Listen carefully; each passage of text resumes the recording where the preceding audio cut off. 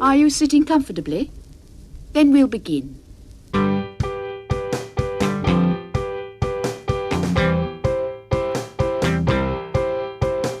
10 minutes left. Yeah, but there's still some time. It's not the final score. We need more than the numbers we're given. Show us you live and breathe the game. You're more than a name. That's what we came for. We can bring you more than the score. Every story. Let's take this thing off of the field into the real world, away from the numbers, away from the numbers. Welcome back, my friends, to the show that never ends. There's still time. The AFTN Soccer Show, broadcasting on CITR Radio 101.9 FM from the unceded Musqueam Territory at the University of beautiful British Columbia. I'm Michael McCall. And I'm Zachary Adam Eisenheimer. He's back from his secret holiday. No, we can talk about it now. Okay, so, well, we can reveal to everyone now that he was over in Spain at a Louis Rubiales Appreciation Society meeting. Wait. Who is that again? He's the head of the Spanish Federation that Oh, kissed yeah, the female player. No, don't. Hey, I am a hugger and a kisser, but please do not I leave me know. with that, dude. I mean, that was the most inappropriate thing at a World Cup presentation since the Queen gave a quick rub and tug to Jeff Hurst back in 1966. Oh my god. He definitely needs to go. And Yes. yeah. And it's quite amazing that he's still hanging on, to be honest. But your holiday, Yeah. you were partly in the House of Mouse. Yes. Well, you were down in LA. Let's just make mention Yeah, of so that. this was essentially finally doing a part of a trip that we were supposed to do in March 2020. So Oh, that was tied in with the cruise thing. yeah. Oh, So this is yeah, so it was part of that. a week before going on this cruise with my wife's family. We were going to go down, do Disney, hang out, whatever. And then obviously the pandemic hit, and then we just haven't been able to make it work. And finally, or this year we made it a significant priority, which meant that I had to miss the Derby match, which really sucked. But Whitecaps Portland. no, no, Michael. The Pacific Vancouver Sea game. But no, so yeah, we went down on flew down on a Thursday, and Friday we went to Universal, which was great. I've never been there ever before. My wife went when she was like a kid or whatever. Because I've not been to the LA Universal since they built the Harry Potter bit there. Right. I've been to the one in Florida. Is it two separate parks there? No, it's all one park. It's all in the one park. So did you get to experience the Harry Potter things? Oh yeah. Like we had a day at Universal in Florida, and I spent more than half the day in the Harry Potter park because Yeah. I just could not tear myself away. It was just like magnificent. The Diagon Alley and the whatever in Florida is way better, I think. Not that it's bad in California, but it's not quite on the same level. I don't think it's quite as big and whatever. But no, we didn't. We chose not to get a rental car when we were down there, so we were Ubering places because even though it was not cheap, it was cheaper than getting a rental car and parking it at our hotel and all this stuff. So we didn't get there. We didn't really do a good job of getting there super early. So we're probably there at like 9 a.m., like right when it opened. So we didn't. That's super early. It wasn't like our days at Disney, where we were there like for rope drop, which was awesome.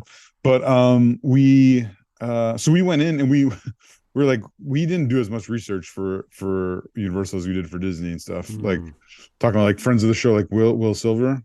He helped us a lot. Him and Naomi helped us a lot with Disney, what to do and where to go and where to get the good food and all that kind of stuff. But so we went in and we just went on like the Kung Fu Panda like ride experience thing. That was like the first closest thing to the gate to, or closest thing to where we walked in and how we found our way about the park, whatever. And then the next thing we went to was the Harry Potter area, and so we had like, because it was early, we had like a really short wait for the ride where you're flying on a broomstick or whatever. Oh, yeah. Which, yeah, you would, yeah. Have you done? I assume Oh, you've done it with yeah, the other. yeah. Yeah, yeah. So that was Did you pretty have a good. butter beer? Yeah, so we did that. We did the what's Buckbeak called? What is he? What kind of animal is he? Who? Buckbeak. Buck Buckbeak? Buckbeak? Yeah, Hagrid's flying dragon. Not dragon. Oh, is that what it's called? Griffin? Is it a hippogriff? A I hufflegriff? probably a I forget. hippogriff. Yeah, that's it. So we went on that little roller coaster, and then we got a butterbeer, and the butterbeer is we did it's like a slushy, is the one, and so with the It's caramel ice amazing. cream on top. Yeah, it was really good. Yeah, I do It was I don't know how much sugar is on it, yeah but oh boy, yeah I it had was two. yeah. We only had one because we tried to have a lot of. We basically got everything and like shared it, the four of us, so we could like try more of different things and Oh, whatever. cool. It was way better than I thought, but I thought I was gonna love it and the kids were gonna be bored to death. But the studio tour Yeah, on the tram or whatever, the like, oh, that was so good. It was because it's yeah. essentially a ride, because they have these like, you go into a tunnel and you're on like a sound screen, and the train locks into a thing and you're on a gimbal or whatever, and you're I, like, I don't know if it it's was really still good. like do they still have the Jaws thing coming out the water, or is that Yep. all? Yeah, so that's Yeah, still there. Jaws didn't come out of the water, but he ate like someone. Yeah, you go through a little Amity, New York Yeah. scene or whatever. Yeah. So we there like all day, like until they kicked us out, kind of thing. Like everything's closed. So the Saturday we went out, we went out and got In-N-Out Burger, and we did a little bit of grocery Ah, shopping and whatever. But we that's when all these news reports, like the hurricanes yeah, coming, like because the it's like you hurricanes brought the coming. weather with you. Well, So but then you brought the weather back to Vancouver with you, I think. yeah. So they were like, yeah, this is serious. Don't go outside, blah blah. And then one of the things we were trying to do when we were there was to go and hang out and watch Mark DeSantos's team play, and then Yes, I was going to bring it Kai, round to football. and then Kai Kamara was also in town while we were there. So I was hoping Oh, in an ideal world, I was hoping to go to both those games. But what ended up happening was, because of the hurricane, the LAFC game got postponed from the Sunday, pushed to the yeah. Wednesday. So I was like, oh shoot, like this is gonna mess things up. But with our Disney, we're supposed to go like Tuesday, Wednesday, Thursday, Friday, and then we were flying home on Sunday. So what we did was we moved our Disney tickets. So we did Tuesday, Thursday, Friday, Saturday, which actually ended up being quite a bit better for us. And so anyway, so Sunday we literally just stayed in a hotel. Like we didn't go anywhere. Like we didn't even go to the pool because there was a little bit of like lightning in the area and stuff. And so Sunday we're sitting there too. And it was supposed to really hit. I think, was it the Monday? I can't remember now. But anyways, we're sitting in the hotel. My wife was like sleeping. My daughter was like, I don't know, playing something or doing something. And my son and I were watching a show, and I was sitting on the chair next to our bed, and he was on the bed. And I was just like, I was like, what was that? And then I grabbed my phone, I look it up, and like sure enough, there was an Yep. earthquake. And I said to my son, I was like, "Did you feel that?" He's like, "Yeah." "Did you kick the bed?" I was like, "No, I did not kick the bed." So your wife woke up and you're like, did the No, earth move for you? no, oh, Michael. No, my wife totally slept through it. My daughter didn't even notice, but my son felt it. I felt it, and yeah, so it was like a 5.1 in Ventura County, so we felt like an aftershock or whatever. But yeah, so it was interesting. So then Sunday, Monday, we literally didn't go anywhere, do anything really. Like we just laid low. Ah, I think on Monday, I think it was fine. Like Monday, I think things were back to normal, and we like walked to get some food and a little bit of grocery shopping. Tuesday we did Disneyland, awesome 16-hour day. Wednesday we slept in, let our feet rest, and then went to the game at night. Didn't get to actually connect with Mark in person. I messaged with him a bunch, but I was going to uh, ask you that. no, that was the worst part. I got to connect with I got to say hi to Beta, because Beta was still in Colorado, right? So I got to say hi to Beta, which Oh, was of great. course. But and then Max, I didn't get to talk to him. I mean, saw Max, but I didn't get to like, yeah, it was too loud and whatever. Well, you were just along from the supporters groups as well. Yeah, well, we were okay. So I haven't watched a lot of LAFC games. I've seen a few, but I guess the tickets that Mark gave us are probably where they send all their family and friends or whatever. So we were like right above. So like on the player side, the bench side, they have these lower like VIP areas, and the one in the corner closest to the supporters is like a VIP area where there's no, because all the other VIP areas have like a little like a pseudo stanchion or rope preventing you from going on the pitch, but in the corner there's no rope, and it's where like all the celebrities come. Oh, wow. So we were in like row J, so we were like, I don't know, 10, yeah, we were 10 to 15 rows up because there's this extra section in front. But like, yeah, it was like, so Mario Lopez from Saved by the Bell was down there doing like Access Hollywood stuff, and it was like he was there. Do you watch Karate Kid Cobra Kai? No. Just take it that anything you're going to ask me, I do not watch. Anyways, okay, have you heard do you watch Australian football? Yeah. Do you watch the Kiwi Chatham Cup? Yeah. Have you been watching Pharaoh's teams in Europe? Yeah. Have you heard that DC put out a movie about Blue Beetle? No. It's out in the theaters right now? No.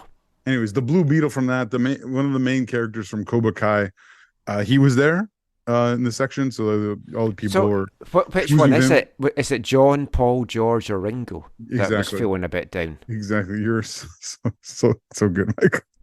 And then was there one other person, or maybe the only other person might have been, one of the owners there. What's his name? Colin Hanks. You didn't see Will Ferrell? No, I didn't see him. He might have been there, but I didn't see him. But anyways, the stadium is. Yeah, I was we'll get back around to football before we lose everybody half an hour into this. It was quite quality, and good atmosphere throughout as well. Unlike the Chicago match tonight, which we'll come to. Yeah, there was. Well, actually, we were like, because it was a rescheduled match. It was midweek, and when we got there, I was like, really? I was like, my wife even said, "Where is everyone?" Are they on Vancouver time? Well, no, yeah. So no, they got there for the start, but yeah, I mean, the supporters really bring it. Obviously, a very heavy Latin American flavor to the support. Really quality. They sing about 7 to 9 songs a half, like 5 minutes each, like nonstop, really loud. It's good. It's I know it's not everyone's cup of tea, but it's good. Are you going to bring some of what you found to Willoughby? Oh, you always pick up variations on things that or that you can be pissing in cups and throwing it at Bobby Sminiotis. Oh no, there won't be any of that. But no, honestly, Michael, in terms of my experiences at MLS grounds, it's got to be up there and potentially even better than like Timbers Army. Like really? Maybe Timbers Army at its peak is probably better, right? But it is quite good. It's very great loud on TV, and it is on my list of stadiums to do. I'm hoping possibly to get a chance to do it this year, depending on how the playoffs play out. Yeah, if you get a chance, you will enjoy it. My one bad experience of going to the stadium, I'm so used to being blessed to have good access to stadiums where I can put things in the ground that I need later. And so I went to the stadium thinking I read and I was like, oh yeah, my CONCACAF bag will be fine. Oh, and then my wife brought a bag. My wife brought a bag. Well, it was more the size. I was bring something that's bigger than your hand or something. I'm like, oh, this is like my size of my hand. My wife brought a bag too. I was like, I think your bag's gonna be too big. She's like, no, it's my purse. I'm like, I don't. Yeah. So we got there and they would not let us in with our bags. So we had to like pay for like a bag check thing. It was kind of annoying, but whatever. It's understandable and it's the way things are now and whatever. But yeah, I was like, oh yeah, I never had to deal with this because I'm always in the ground early and I have my stuff in the stadium that I need for later and whatever. It was kind of weird, but yeah, no, it was I'm really thankful, obviously really thankful to Mark. Like I have a lot of time for Mark DeSantos, going back to the Swangard days when I would have the conversation with him after the match every so often, and then his time here and his time after here. And well, I mean, I did joke about him taking over as the Canada job. We'll talk about him in the next part because he could be a name that is in the frame, and I don't think a lot of people are clamouring for him. But yeah, we'll come to that. Let's get away from your 2-hour holiday show. Sorry, I'm sorry. No, it's all right. You'll stamp this, right? So people can just skip ahead. Or yeah. So do you want me to tell you the rest of this? Maybe later. Maybe We'll do later. another. We'll do it another time. We can do that as an extra podcast. Let's get to the football chat, and we're going to talk Whitecaps in this part because it's been a pretty good start to this 7-game road stretch. Incredible. 6 out of 6. Yeah. Not only 6 out of 6, they've won 4 of their last 5 MLS matches, and they've now won 3 of their last 4 road games, including that one win against LA Galaxy in the Leagues Cup. So from not being able to win, which I'm now starting to think that Julian Gressel was the curse, Julian Gressel has left, and we can now win on the road. Who needs Germans? Aside from Axel, if Axel's listening. Obviously, we'll keep Axel. He's doing quite a good job at building things at the club just now. But no, it's been like fantastic, because you look at this 7-game road stretch, and Harmy touched on this in the show last time out, bookended by 2 games that I thought, yeah, there's 6 points because of how they're playing. Portland, which I know is not an easy place to go and play, but they have been playing terrible, and they were coming into that on the back of being absolutely destroyed by Houston 5-0, and they sacked Gio Savarese after it. Yeah. And then the last of the 7 games is Colorado in that rearranged game, and they're not doing well just now as well. So you think, right, there's 6 points there. Colorado is rubbish. Yeah. That's who LAFC smashed 4-0 plus 2 goals called back. TFC's in between that as well, and obviously things have changed with TFC, including a win tonight. But it's like you're looking at that and I'm thinking, well, there's 9 points there. But I'm thinking to myself, that's not enough, because the points dropped at home and the big 3 points dropped to San Jose. And it's like, well, we have to try and get some points anywhere. And you looked at these 2 games against Chicago and New York this Saturday, and you're thinking, they're very winnable games against Chicago just above the playoff line. And New York City not doing very well either, although they then snap a 5-game winless streak by getting a win tonight against Montreal. Yeah. But you're thinking, you can take points from that. And it was all about how much rotation would there be. And I think what is helping the Whitecaps in this, though, is they've got this international break now. And it actually works in our favour that Canada haven't got any games in this, although I do believe we're going to lose Viti, Cordova and Javane Brown. Right. So they're likely to be going away. But it's a 7-game road spell, but it's not horrendous. To get off the mark the way they have is absolutely huge. And I can't believe that they are where they are, if I'm honest. We've now finished, like, we're recording this Wednesday night, so we've finished this evening in 5th place in the West. And like going into tonight, everyone was talking about, oh, well, they're 3 points off 3rd, but they're also 3 points off 10th. Yeah. That's how tight the West is. Yeah. After tonight's games, they're up to 5th from 7th. They're 3 points off 2nd. Yeah, exactly. And 4 points now off 10th. And things really went their way tonight, right? Because the Galaxy beat San Jose. And then what was the other game that went their way tonight? There was another one that went their way. Was it Houston? Well, Houston beat Columbus. Houston, if they had dropped a couple of points, the Whitecaps would have been even higher in the standing. We could have done with Austin beating Seattle. Right. Because then we would be really right in the mix. I think we'd have finished tonight 3rd, actually, if those results had held. It's just been, I think, better than anyone could have hoped. There's a downside, which is the Portland and the Chicago games. They've made them more difficult than they needed to. Both games, they could have been out of sight. I think you're being overcritical, although I think you're accurate. I think the bigger thing that needs to be maybe mentioned, or people have talked about this, but like both sides were quite poor. Yeah, that's one of the worst Portland sides I've seen. For a Cascadian derby, there was very little fight for them. Yeah. Yeah, they let them back into it in the second half, but they immediately snuffed them back out again. But Did then it you feel? let them back in 5 minutes from time, and all of a sudden you bring that brilliant crowd into it. Yeah, they didn't like Portland didn't really get the new manager kind of bounce that they were No. hoping Well, for. they maybe got it tonight. Right. But it also felt like, and you tell me if you feel differently, but like it felt like Portland were maybe hoping more to play on the counter, and the Whitecaps were also just happy to let Portland Yeah. have more of the ball. And it was like that ruined Portland's plan. Like they were out of ideas and Yeah, it's like, you didn't really have it. know what No, to you do. have it. No, you Yeah. have it.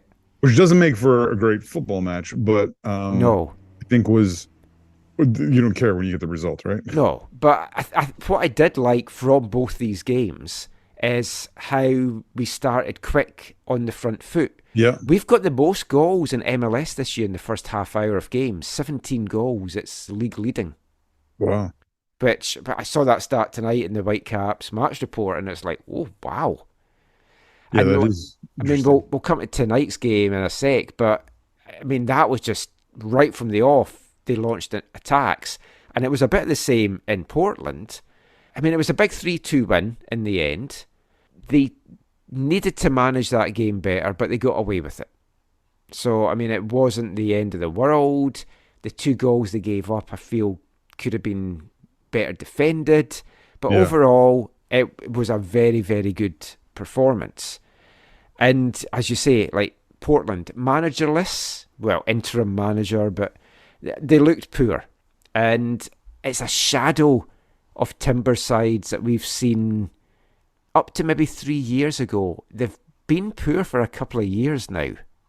Yeah. Yeah. The Whitecaps have done damage to them in Portland for a couple of years now, or if it was 3 years in a row, or two years in a row, or whatever, where they've gone Yeah, down they've done well. I mean, I was disappointed not to get down because I haven't been down There was a good since crowd too. Wasn't there like 100? 2019, I think. But Was there like 100 away supporters? Like it was. yeah, It it was bigger. it looked It was pretty all I good. know is it was bigger than the last match earlier this year. I want to get down and see it because like, a couple of months ago, I had a YouTube recommendation, which was about Walmart's closed its last store in Portland. There's no Walmarts now in Oh, Portland because of why is that? shoplifting and Oh, in downtown, yeah. yeah. But like on the outskirts as well, like everywhere in Portland, no Walmarts now. Really? Is Yeah, that so Target? Is that Target still downtown? Because I know that was having that I issues. don't know because that's what I was going to say. It's like I've since then I've had all these other recommended videos, and downtown Portland. Obviously, everyone knows about the riots. It looks like a war zone. The shops, even the ones that are still open, are all boarded up. They've got bars in the window. There's graffiti everywhere. There's Like stuff. Powell? What about Powell's? It's still there, Yeah. and the I forget. I wanted to say Zach's Delicatessen. I don't know if it was Zach's Delicatessen, but there's a lovely, like Jewish delicatessen, and they do turkey pastrami that's to die for. Hmm. So they had a couple of locations in Portland, and one of them's closed. Is the food truck place still there? There's still some pods, but a few of them have gone. And the egg carton place that we went to, Oh yeah, yeah. they're knocking that down. So that pod's Really? gone now as well. Yeah. Oh, that's too bad. That was a good one. Yeah, it was a bit out of town, but I mean, it was good. But like, like if any of the Southsiders that were there, like, let us know your thoughts on it because these videos that I've seen, there's no other word for it. The place looked like an absolute shithole, and I've got to say, I'm watching that thinking, next time I go down, I think I'm going to stay in the outskirts and not in downtown because I don't Like Beaverton or something? possibly. Because I don't fancy like Caitlin taking Annie out for a walk while I'm at the game because it Yeah. does not look safe at all. Yeah, that's So unfortunate. I'd like to hear the experiences actually, the Southsiders that did go down, if that's maybe a skewed thing from the YouTube videos or if it is true. But the stores, there's so many closed stores, and I'd be really curious if some of the food places that I've been to over the years, if they are even still there. The Flying Scotsman moved to Beaverton. It was a great fish and chip little place. Because it's not only just the rise, it was COVID first, right? COVID. Yeah, Then well, I mean, riots, COVID's decimated a lot of downtowns because San Francisco's been like that as well. So many businesses have moved out the downtown core that it's like a Yeah. ghost town as well. And they're having social issues as well with homelessness and crime and stuff as well. So it's like some of my favourite visits. It's like, I don't know if I want to go back there. Back to the football though. So the Caps were 2-up by half time. First goal, Ryan Gauld in the 13th minute. Not the prettiest finish, but good movement to set it up. Ali Ahmed to Sam. You've seen that. Yeah. You've seen the chemistry starting to come together. That maybe wasn't there for the San Jose game, understandably. Because like Richie Larea had a couple of passes where he was cutting it back or playing the passes and the runs weren't made against San Jose. Big difference in this game. It's like folks seem to have that chemistry which you would expect. They're on the same page. It was great build-up. It was slightly fortunate because Shop's shot was deflected by White. Yeah. And White gets the assist. Yeah, White gets the assist. I thought the finish was good from Gauld. I guess. I mean, it was the awkward... Yeah, it was the awkward deflection or whatever that totally. Yeah, maybe I'm being a bit harsh. It felt like Portland had no chance, right? Like, or the keeper had no chance. It was Bingham, right? Yeah. Bad hair. Yeah. It was like he had no chance whatsoever. Second goal though, the sublime pass from Ryan Gauld. It's like he's right at the byline, and you're like, how's he going to be able to get a cross in from there? Not just get a cross in, that was pinpoint of where he wanted it, onto the head of Brian White. I've got to say, though, if this was reversed, or if I'm a Portland fan, you're saying, how did Brian White out-jump Claudio Bravo, who did not seem to even get off the ground? You should not be out-jumped as a central defender for a ball like that coming in. Yeah, no, that's fair. It was very, very poor defending. Great header by Brian, though. I mean, he took it fantastically. That's what he's so good at. But I mean, you're 2-up at the half, and I thought, they're coasting. Portland are not. They're not at the races here. They're not going to get into this at all. But then they did get back into it. 7-8 minutes into the second half, Felipe Mora, and I will say, like, putting all rivalry aside and stuff, he's been through hell with his knee injury. This is his first start that he had this year. It's his first goal of the year. It was his first start since October 2021. And you saw the joy from getting the goal when he scored a second goal tonight. Yeah. So it's kind of lit a little bit of fire under him. It was even more than White. It was a very clinical header. Yeah. I will say, good cross in by Asprilla. But I don't know that Ranko should get out-jumped that way as well. I mean, Mora did well to get to it. I'm not sure Ranko could have got to it. It just felt he didn't really make a challenge to try and get to it. He was maybe just caught wrong-footed and just couldn't get up before it was too late, and it was in the back of the net. Speaking of Asprilla, do you see his bicycle attempt off his shin in the first time? That was quite nice. Yeah. Gauld from the spot, on the hour mark, 3-1. I don't know what Evander was doing with that challenge on Larea there. Yeah, I think Larea does well to go down with the contact, right? Like, he knows he's in the box. He feels the contact. He's doing nothing but going down. He also puts his body in a way where if for some reason, Vander, the defender, is foolish enough to go through me, or going to make a play for the ball, they're going to have to go through me, and therefore I'll when I feel the contact, I'll go down. And so, it was. It's like, if you're a defender, decision. You just don't give the attacker that opportunity to do that. No, yeah, but good PK from Ryan. Yeah, that should have been it. And then they did let them back in, Evander in the 85th. It was a nice passing play, but he was wide open in the box to finish it. Then it was nervy. And like I said at the start there, it let the crowd come back into it.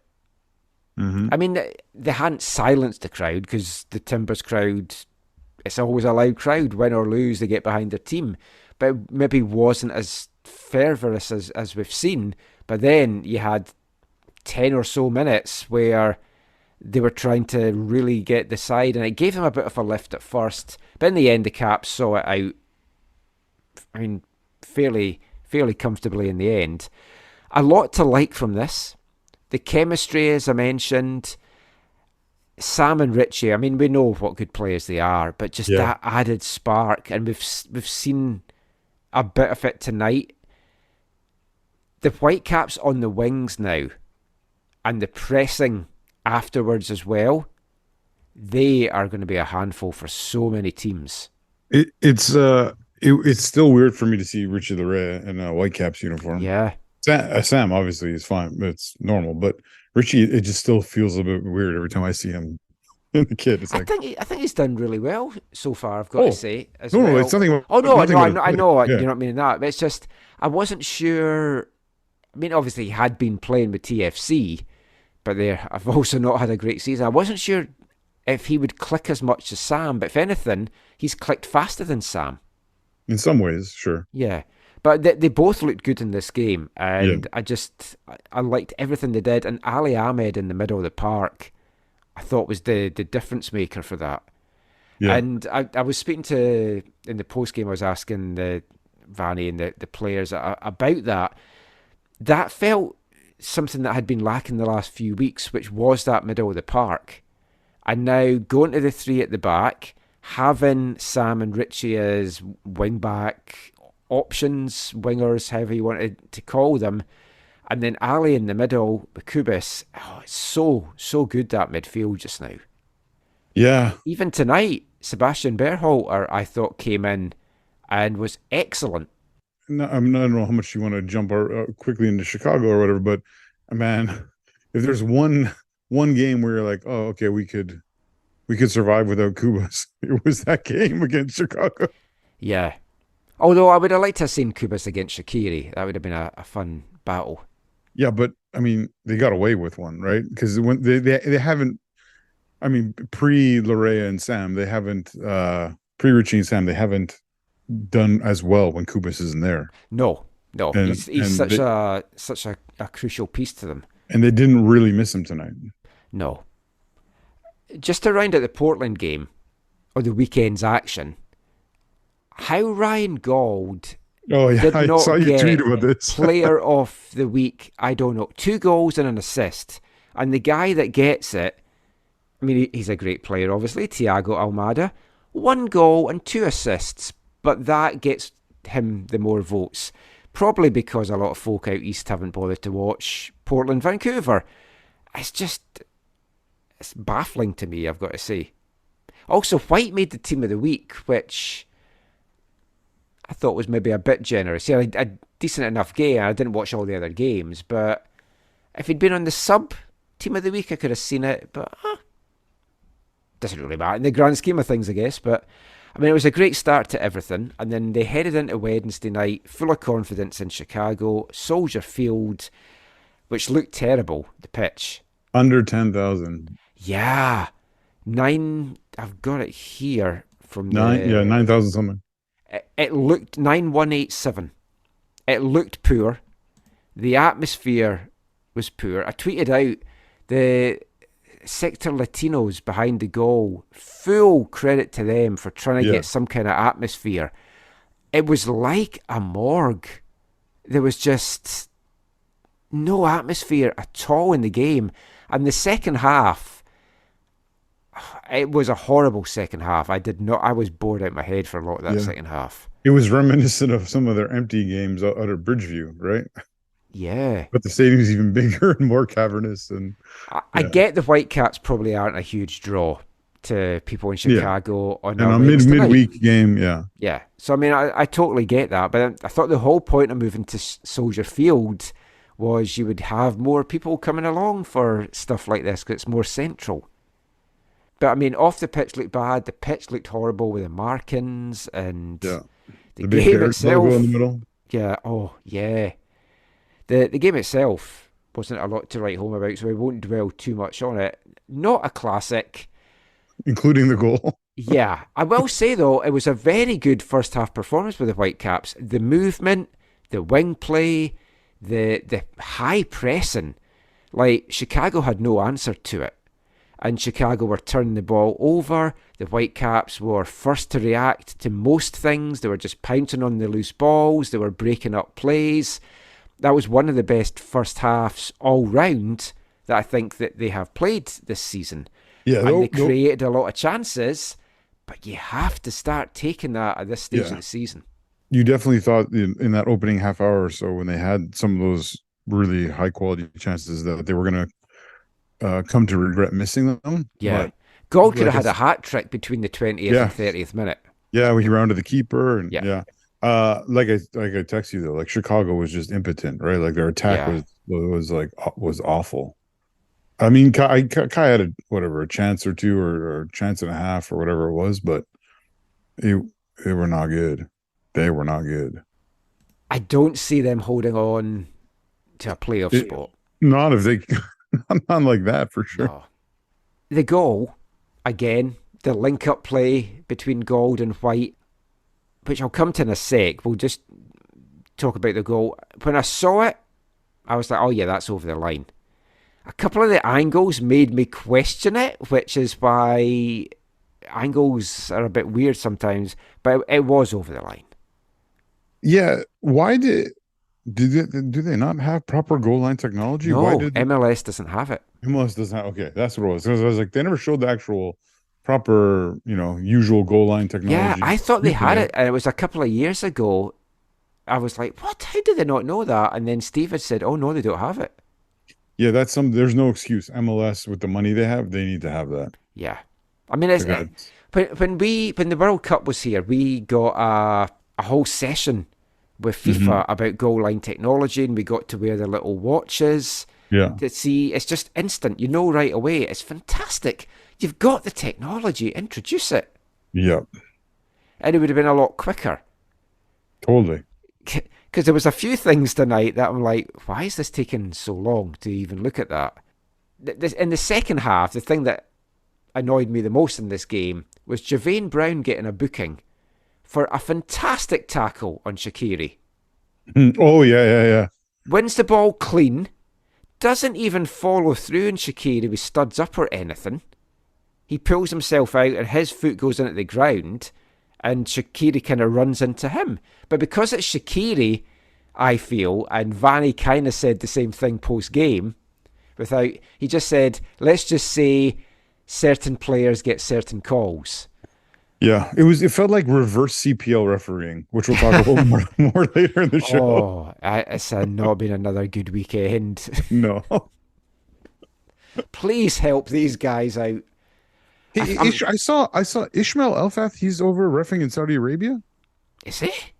I swear I saw him reffing a game in the Saudi league because the Saudi games are on DAZN. So I haven't watched the games, but I've seen some of the highlights. Oh, wow, I swear I saw Ishmael. And I looked it up, and I swear, yeah, because Ronaldo was mad. I think because Elfath called him offside or gave a foul against him or something or other. Because how many millions he gets for that? Sadio Mane's on his team, so I watched some of their highlights.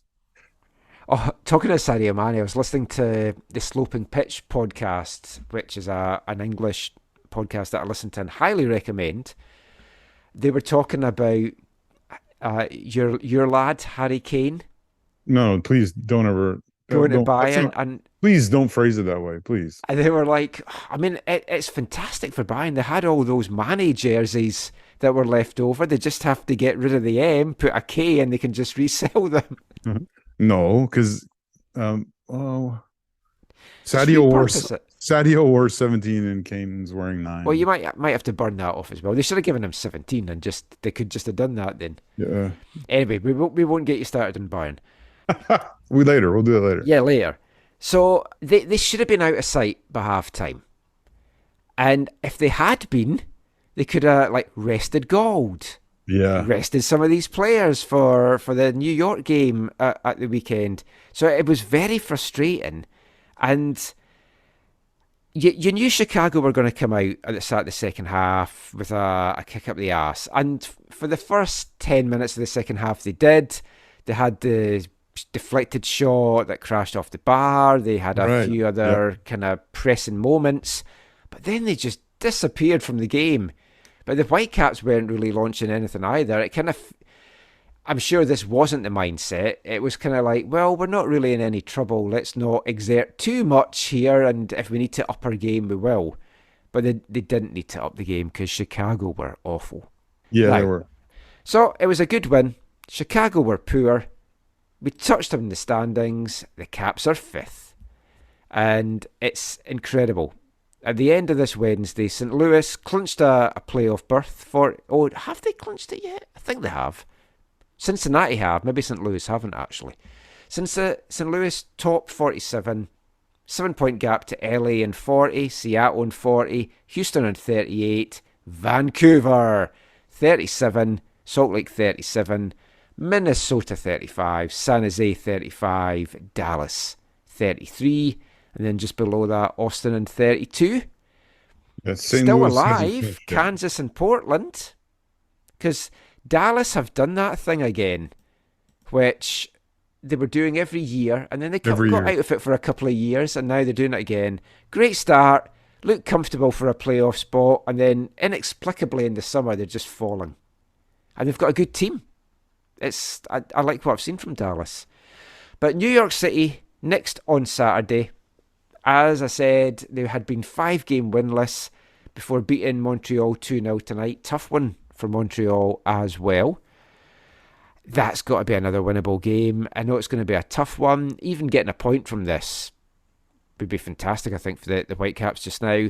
But the way that Gold and White are playing just now, their link-up play, their chemistry, their understanding of where each other's going to be, this is some of the best football that we've seen from a couple of Whitecaps that I can remember in the MLS era. I'm liking the two-striker system. I like a two-striker system. I feel it's very underused in the modern game. And the two of them, it's really coming off just now. It could be even better, which is incredible. Ryan Gauld and Brian White are in the top 10 in MLS for combined goals and assists this year. Yeah, I saw that. I don't know if you mentioned this earlier, Michael, but I know it was on the broadcast for sure that Ryan Gauld is now the all-time MLS assist leader. Yes, for the Whitecaps, 23. In the Whitecaps. Taking over from Pedro. Yeah. I mean, when you think he's still got a couple of years on his contract, and hopefully he's here for a lot longer. Yeah, I was going to say, have they been trying to extend him yet? Or I don't. It's a 4-year deal. So, I mean, if I'm Ryan as well, I'm like, let's not do that at this point. Let's wait until my final year. He has 2 full years left after this. Yeah. Okay, yeah. But there's no big rush. And he's enjoying it. By the end of next season, it has to be done, or they have to...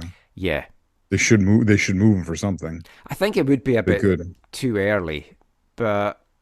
No, otherwise then he goes for free wherever he goes next. I mean, I don't want to sound like a Donald Trump supporter, but they do need to lock him up. Lock him up. Is that's both his supporters and the opposition now as well, yeah. I think that's it for the MLS chat, at least Whitecaps MLS chat. We are going to be continuing the MLS chat in the next part, but we're going out east. It's been a busy couple of days in Toronto and for the Canadian men's national team. We'll be back talking about John Herdman's move to club football after this. Hi, I'm Brian White, and you're listening to the AFTN Soccer Show.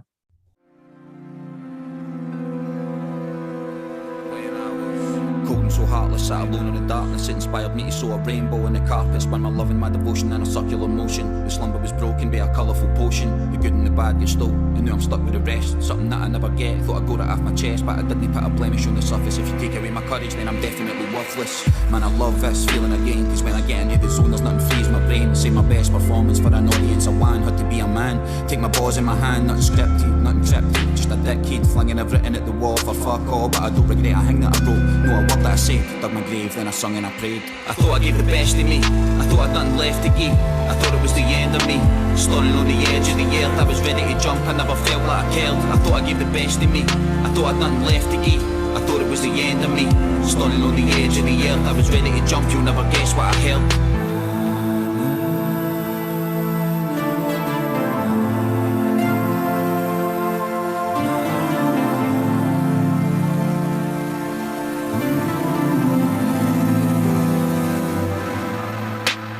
In the summer I love getting drunk in the pub, cut a rug in the club, rode my luck to a hut. Made what many would consider mistakes and tell me get in my place, but I don't run if I'm the one in the race.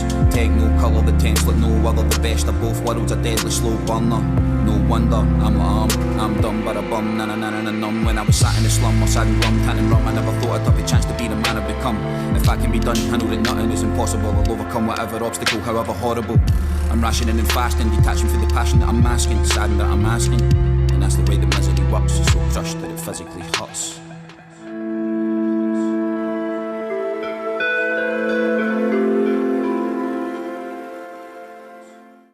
Welcome back to the AFTN Soccer Show on CITR Radio. And kicking off this part, it is our Artist of the Month here at AFTN for the month of August. Glasgow rapper Mog with fellow Scottish rapper Zambian Astronaut.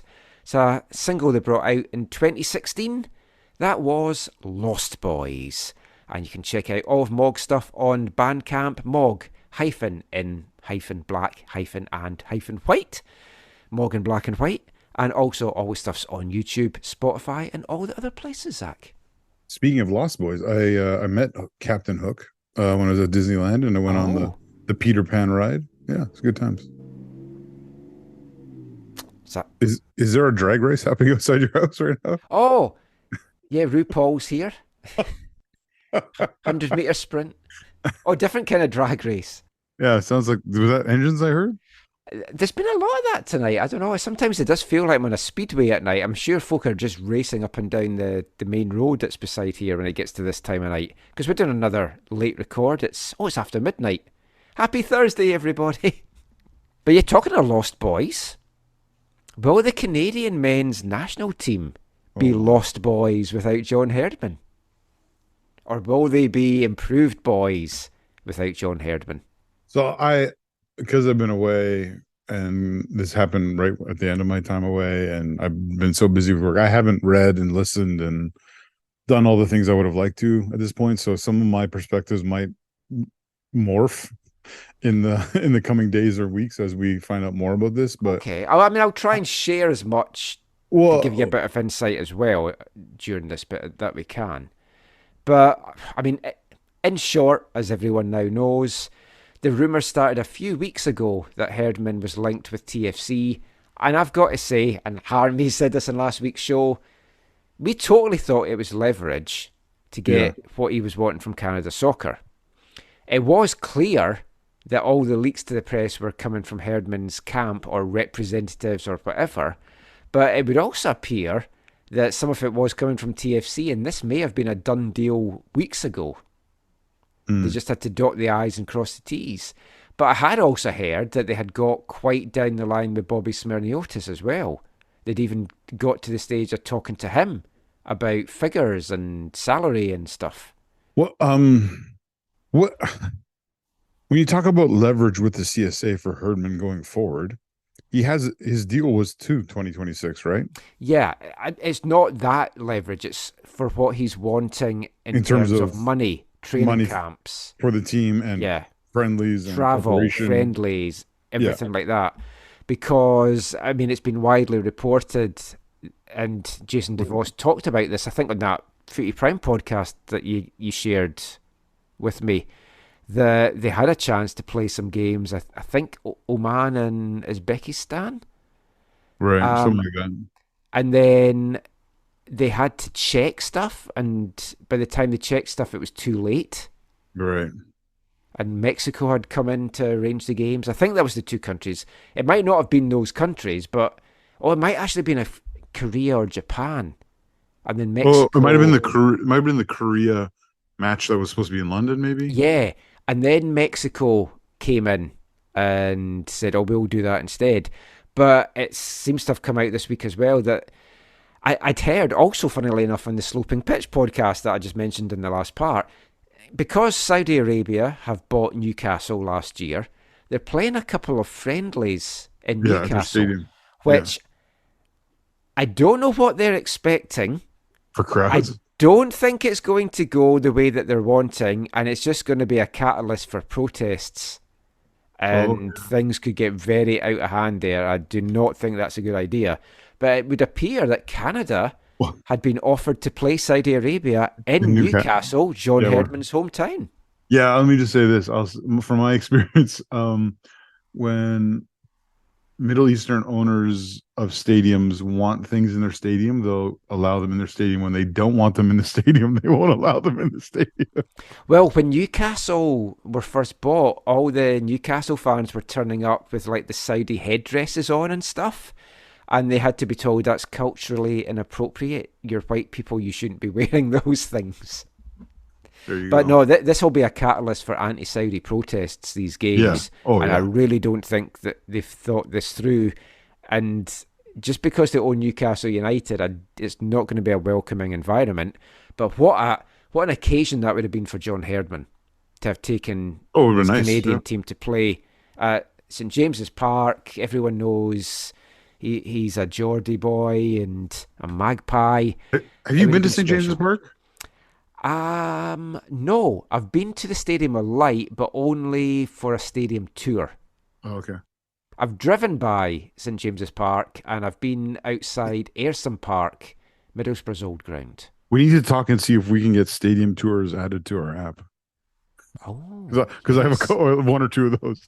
I haven't gone into that app since that noticed. night of shame that I got to bed at 3:30. Yeah. We'll talk about that on like an off-season episode or something. Oh yeah, definitely. I've had some folk message me asking what we're talking about, what's the app, and I've told them, and I've said I'm sorry for you losing your life now. Yeah. But yeah, so John Herdman has left the national team to take up the reins in Toronto, although only officially taking the reins over from October 1st. Big Terry Dunfield. Yeah, they're in good hands. Yeah. Until then. I mean, when you're big Terry Dunfield, you have to have good hands. But he's in charge for the next 5 games. Got a win tonight. Obviously, it was the kick up the ass that he needed. Yeah. It's officially to give John time to evaluate the squad and to do the handover in Canada. But it's also very clever, I think, by Herdman's camp, because if things go tits up in September, it's not his fault. Yeah. And then if October's horrible as well, he hasn't had a lot of time to work with the team. Well, and let's just put it in context for those who don't follow the Eastern Conference standings, right? Toronto's win tonight put them up onto the 22 points, equal with Lionel Messi's Miami FC, who got a point tonight to put them on 22 points. And they now share the rock bottom together in the Eastern Conference. Yes, you should mention third favourites for the MLS Cup, Miami, which is farcical. I think Miami was just disappointed. They thought, oh, we tied Nashville again. Surely we can go to penalties and get 3 points. And see, Messi is a bust in MLS. No goals tonight. Yeah. Give me the Scottish Messi any day of the week. There you go. We also had the Swiss Messi, or the Alpine Messi, I believe he's called, Shaqiri. Is that what he's called? I think it's something like that, yeah. Too many Messis. At one point, so I watched the beginning of the game at the office today, and then I had to head home, and so I was listening to just a little bit of it on the radio, and at one point, Colin Miller referred to him as Shakira. Shakira. Instead of Shakiri. Well, his hips don't lie. Maybe if they did lie a bit more, he'd get past defenders quicker. Oh, man.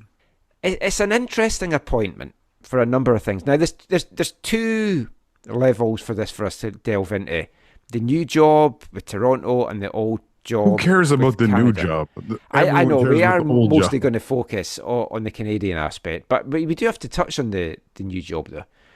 So if we look at the whole national team situation first, the timing of his leaving is fairly good because there's not any important games coming up till November, which is the Nations League quarterfinal that if they win... Which is an extremely important game. But then now they've got 2 months to get the right person in. And give them no preparation for the game. Yeah. Right? No games, no trainings, unless they somehow find money now. Well, that's the thing, right? So all the talk about this is how much were they paying John and how much of that money can now be allocated to his replacement? Or if they get someone who they pay less, can then that money be used for things like preparation or I read whatever. somewhere that there was 10 managers at the World Cup that were getting paid less than Herdman. Oh, So I so think he's on a big ticket. he was number, would that put him 21 in the World Cup? Yeah. So third, sorry, 22. Top 25 in the world. Yeah, I've heard that somewhere before. yeah, because that's obviously that's a significant factor in all of Yeah. this, right? I would, well, but we'll get into the new managers bit Yeah, in a sec. But actually, I'll save what I was going to say till later. I feel this is the right time for him to go. For him and for the national team. The team needed something to shake them up. The Nations League and the Gold Cup kind of showed that maybe there's an underlying potential that hasn't fully been achieved. And I know the Gold Cup was like B/C squad players, but even at the Nations League, it just felt that things weren't fully clicking. And I mean, we'd previously asked after the World Cup, had John Herdman taken Canada as far as he could? Did it need a new voice in there to take them to the next level? And he seems to agree in part because he feels there's another level to come from this team and said it needs freshness and it needs a different voice. There's a quote here I'll read from his press conference that says, "I think the organisation's undergoing a level of leadership change, and for me, this is the time. You feel that in your gut.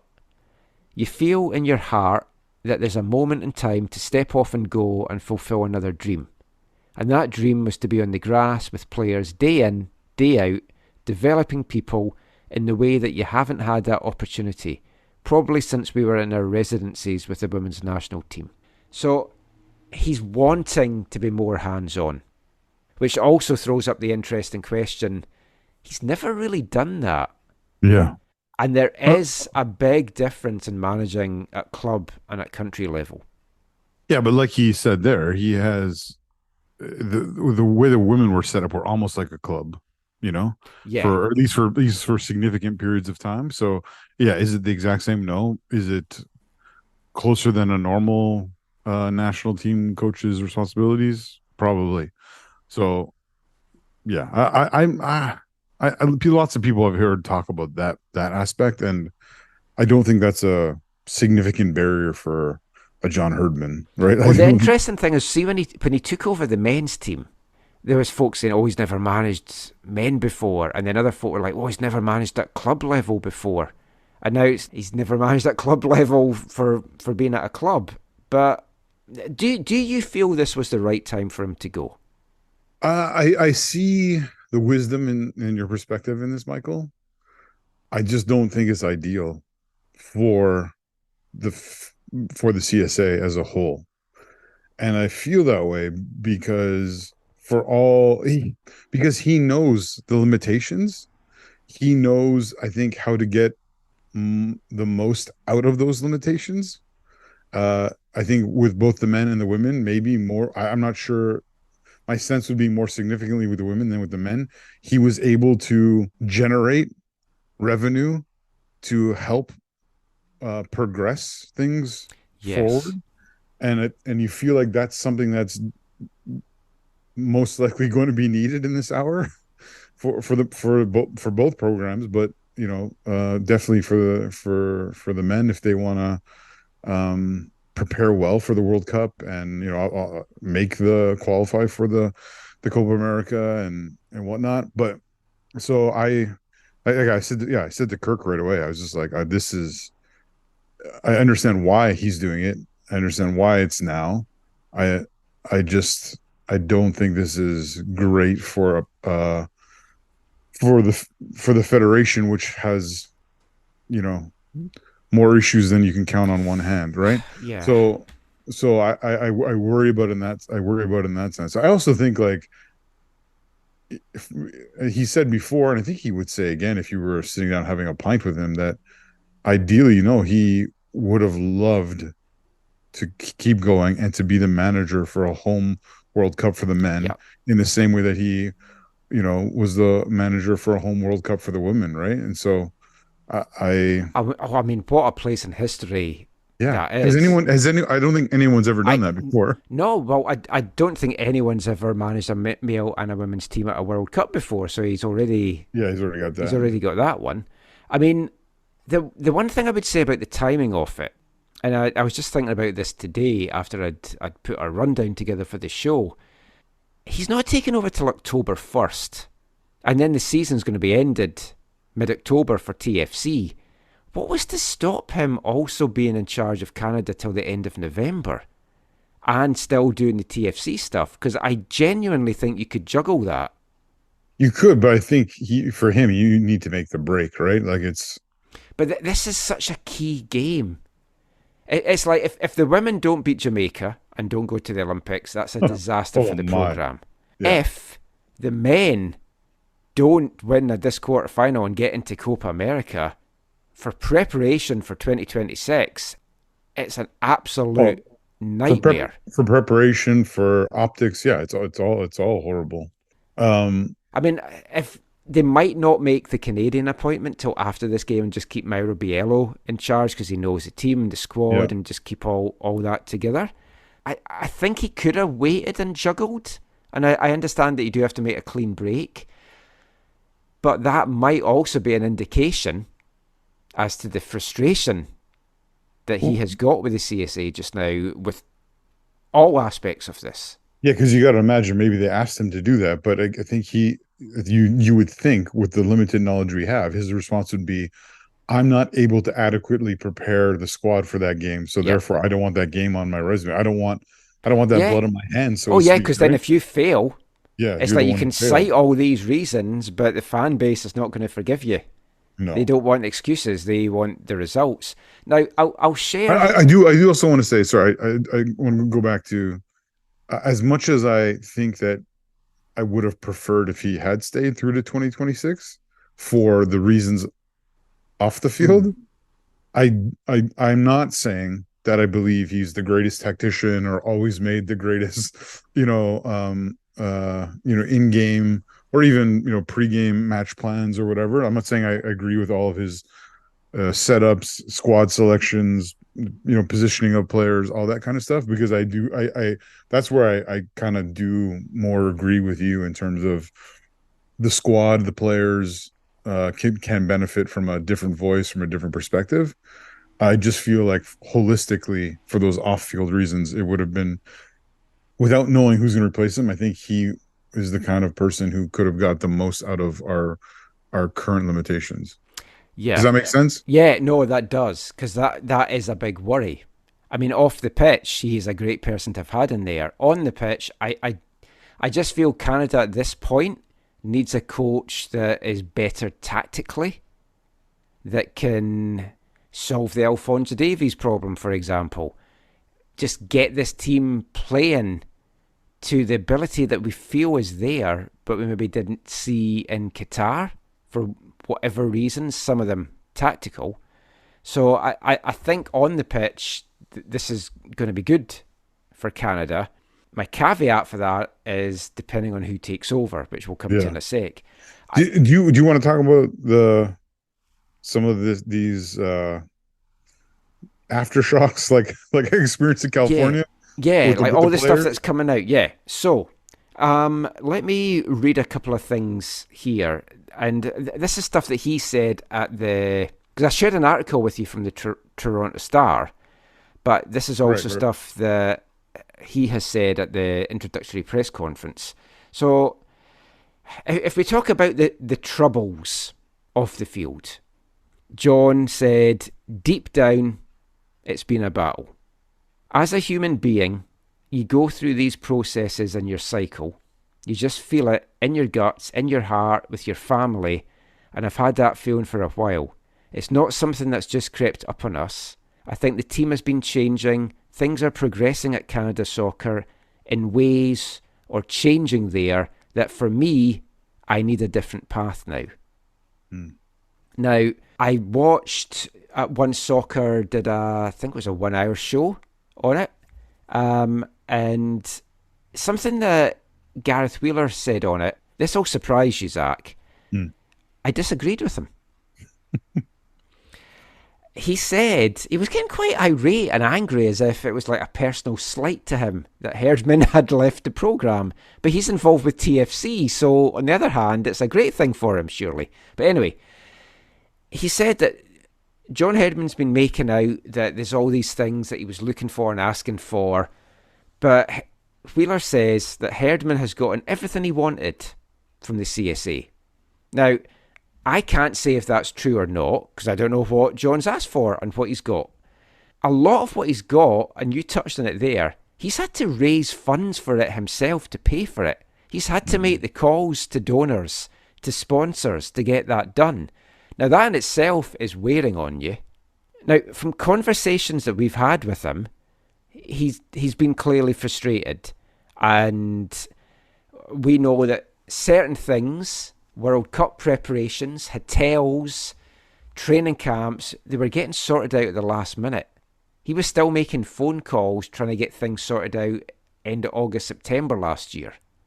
Another thing that I think I've mentioned this in the show before, I don't think this is breaking any confidence, because it was just John sitting and me just chatting away as two guys that know each other at a WFC2 game.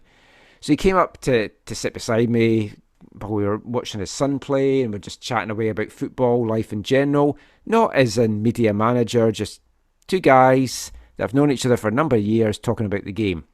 And I said to him, would you fancy a club? There's been these rumours that you'd love the Whitecaps job.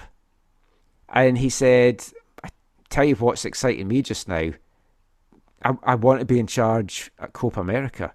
I want to challenge myself against these South American teams. Now, there was no need for him to lie to me or whatever, because it wasn't anything apart from just us chatting away. He was really looking forward to Copa next year, and you could see the excitement. Because then he was talking about going down to Vegas for Nation League, and it was the same excitement. Yeah. So for him to walk away from that, it's clear how bad things had gotten, that he's like, yeah, this was a great opportunity for me, but I don't think I can even get myself to this stage. Now, other things that's come out, the CSA apparently have not been happy with him going public and stuff. And one thing that apparently really annoyed him in June was when he was on TV saying, we've got to get serious about football in this country. Yeah. And I can't remember if it was the Athletic or the Toronto Star that quoted an unnamed Canada Soccer source saying that there was some people in Canada Soccer that wanted him fired there and then. Which is moronic. Yeah. He's speaking the truth. Yeah. We're hosting a World Cup. Yeah. And if we don't get serious about the game, we're going to be a Qatar. Yeah, because he, in one sense, is saying, look, these people are just happy that we have the tournament. They don't actually care about winning it. And if you want to, football is not about making an appearance. It's about winning, right? So if you want to be serious about football, you need to be serious about winning. To me, it says I don't know who said that from within the or if anyone even did say it, it's like what's being made up and stuff. But it shows they're more worried about how they're perceived as someone who's running the CSA than about how they're doing at fulfilling their mandate. And they've had a lot of bad press going back to. I don't know if the women were before the Panama farce cancellation or not. I can't remember when the women's stuff started to become public, or if that was afterwards. It might have been before. And then, of course, there was the whole Iran debacle and everything with that as well. There's also been all these things coming out now about locker room disharmony with the national team. Now, I don't know what you've heard. I've heard stuff from people saying, there were people in that locker room that didn't like the way that John did things and felt there needed to be a change. Sam Adekugbe was asked at training this week about it, and he said, it's rubbish. It's like, I don't believe these things. Now, I've heard from a very strongly connected source that there has been players that's been not happy. And there is a bit of it's not even just with John Herdman. There's a split in that locker room about how to approach this whole labour dispute. Oh yeah, and we've known that for a while. I think, like, without sources, like, you see it. Yeah. You've seen how what it means to different players, and at least partly we've observed that the players who are in more significant leagues making more significant money, it's less of an issue for them. Whereas Yeah, those but who are it's not making even just that. There seems to be a split of a lot of the older players are driving this. It's not just all the older players, it's younger guys as well. But then yeah you've also got younger guys that's like, yeah, making good money, and they're like, well, I'm playing for my country, I'm making good money at club level, which is for me what it should be. yeah I know it's an old-fashioned viewpoint maybe, but you should be playing for the jersey and for the love of your country. yeah. The money you get from your national team Yeah. should not And I be know that's not what the same drives for you. everyone, because you might have guys playing at teams in countries that aren't paying as much and they want to get whatever.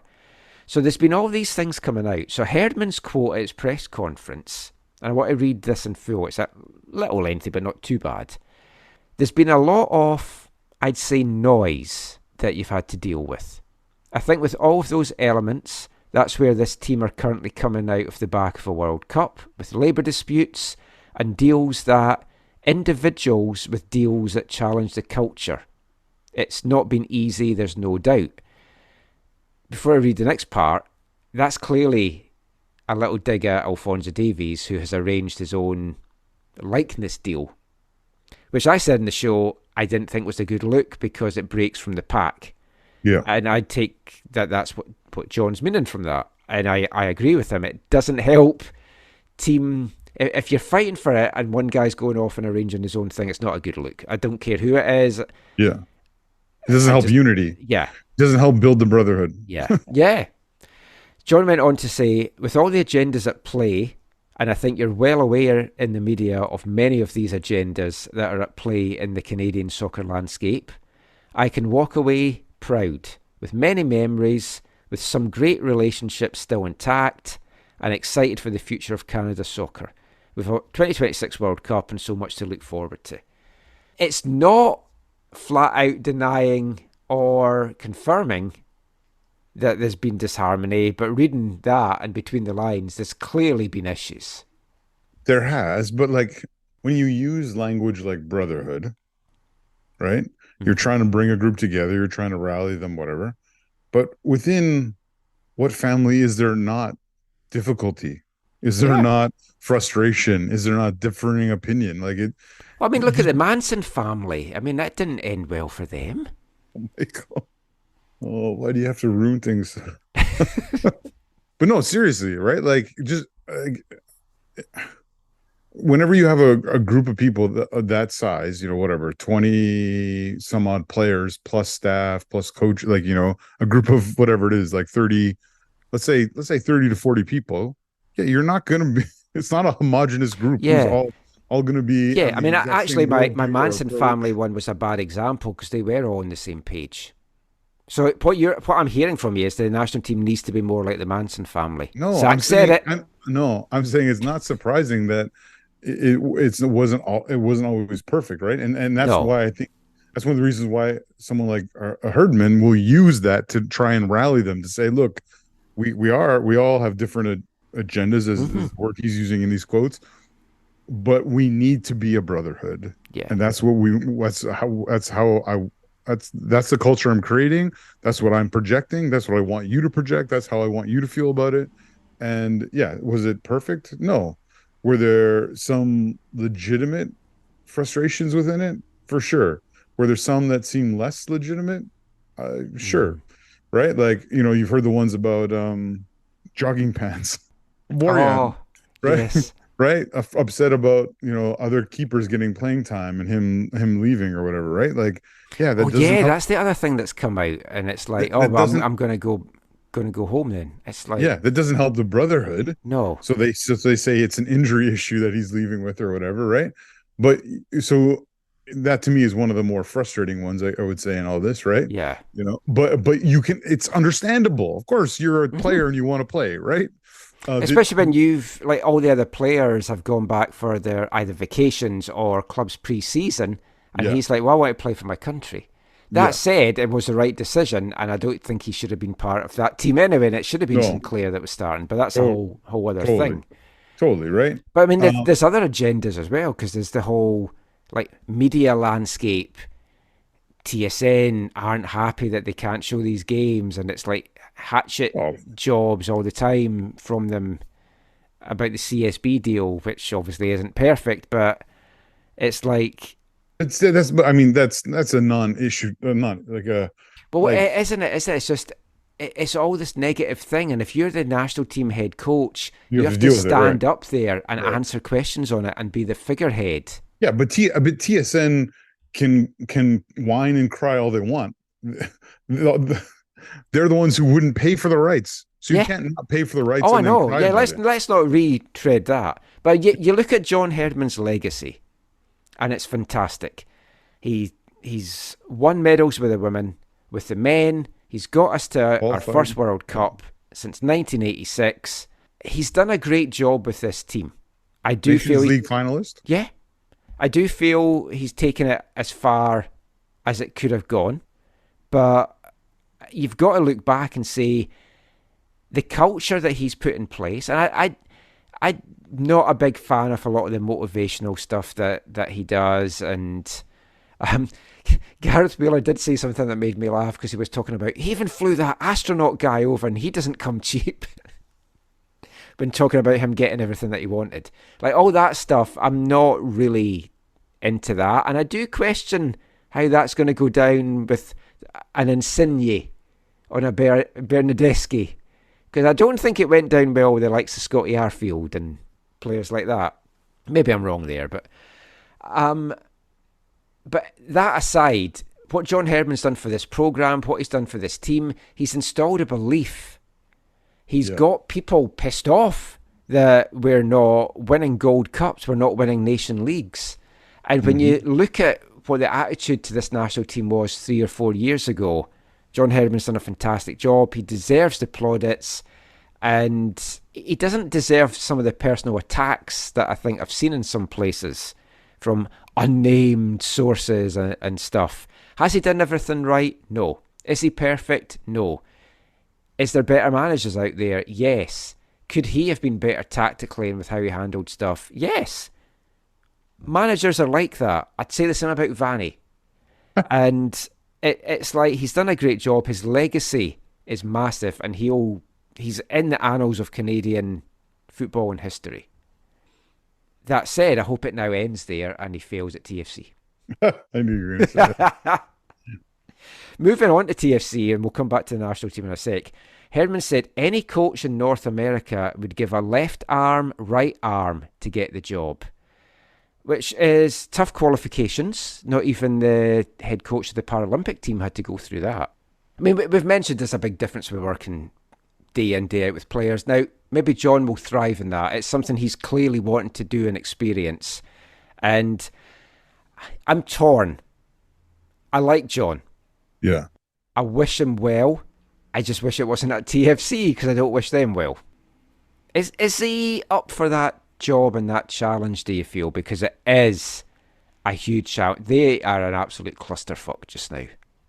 I think he's up for it, but he's also you got to remember, this is an organization run by MLSE. He's going from a situation where funds are very, very limited to where if he does things right, funds will be like the cash will be flowing. Well, that was the question for you, because it's like, what is the approach for TFC going to be? Are they just going to keep throwing money at it? Because they have pissed away money on Bernadeschi and Insigne. But I'm pretty sure they can, in their overall scheme of things, it's almost like they can write those type of losses off. You know what I mean? Is there a never-ending supply of money with them? I think so. At this point, I think. Sorry, I don't know factually. My guess is at this point there still is pretty significant reserves for them to continue in the vein that they have been, and even more so if they have a coach they believe can get the best out of that.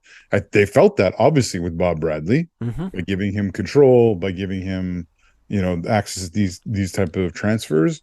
They got burnt, but I think they're bringing in someone that they believe that can make the most out of, the next big signings they'll make, because I'm pretty sure both Insigne and Bernadeschi aren't going to be around. I would think long-term. not, but I mean, the way that John was talking, it was kind of like he would love to keep them around, and who wouldn't? They're two fantastic players. What are you going to say? You don't start until October. You're going to say, yeah, I don't really like those Italian Yeah, guys. that's true. Get rid of them. He's not going to say that. Very, very good point.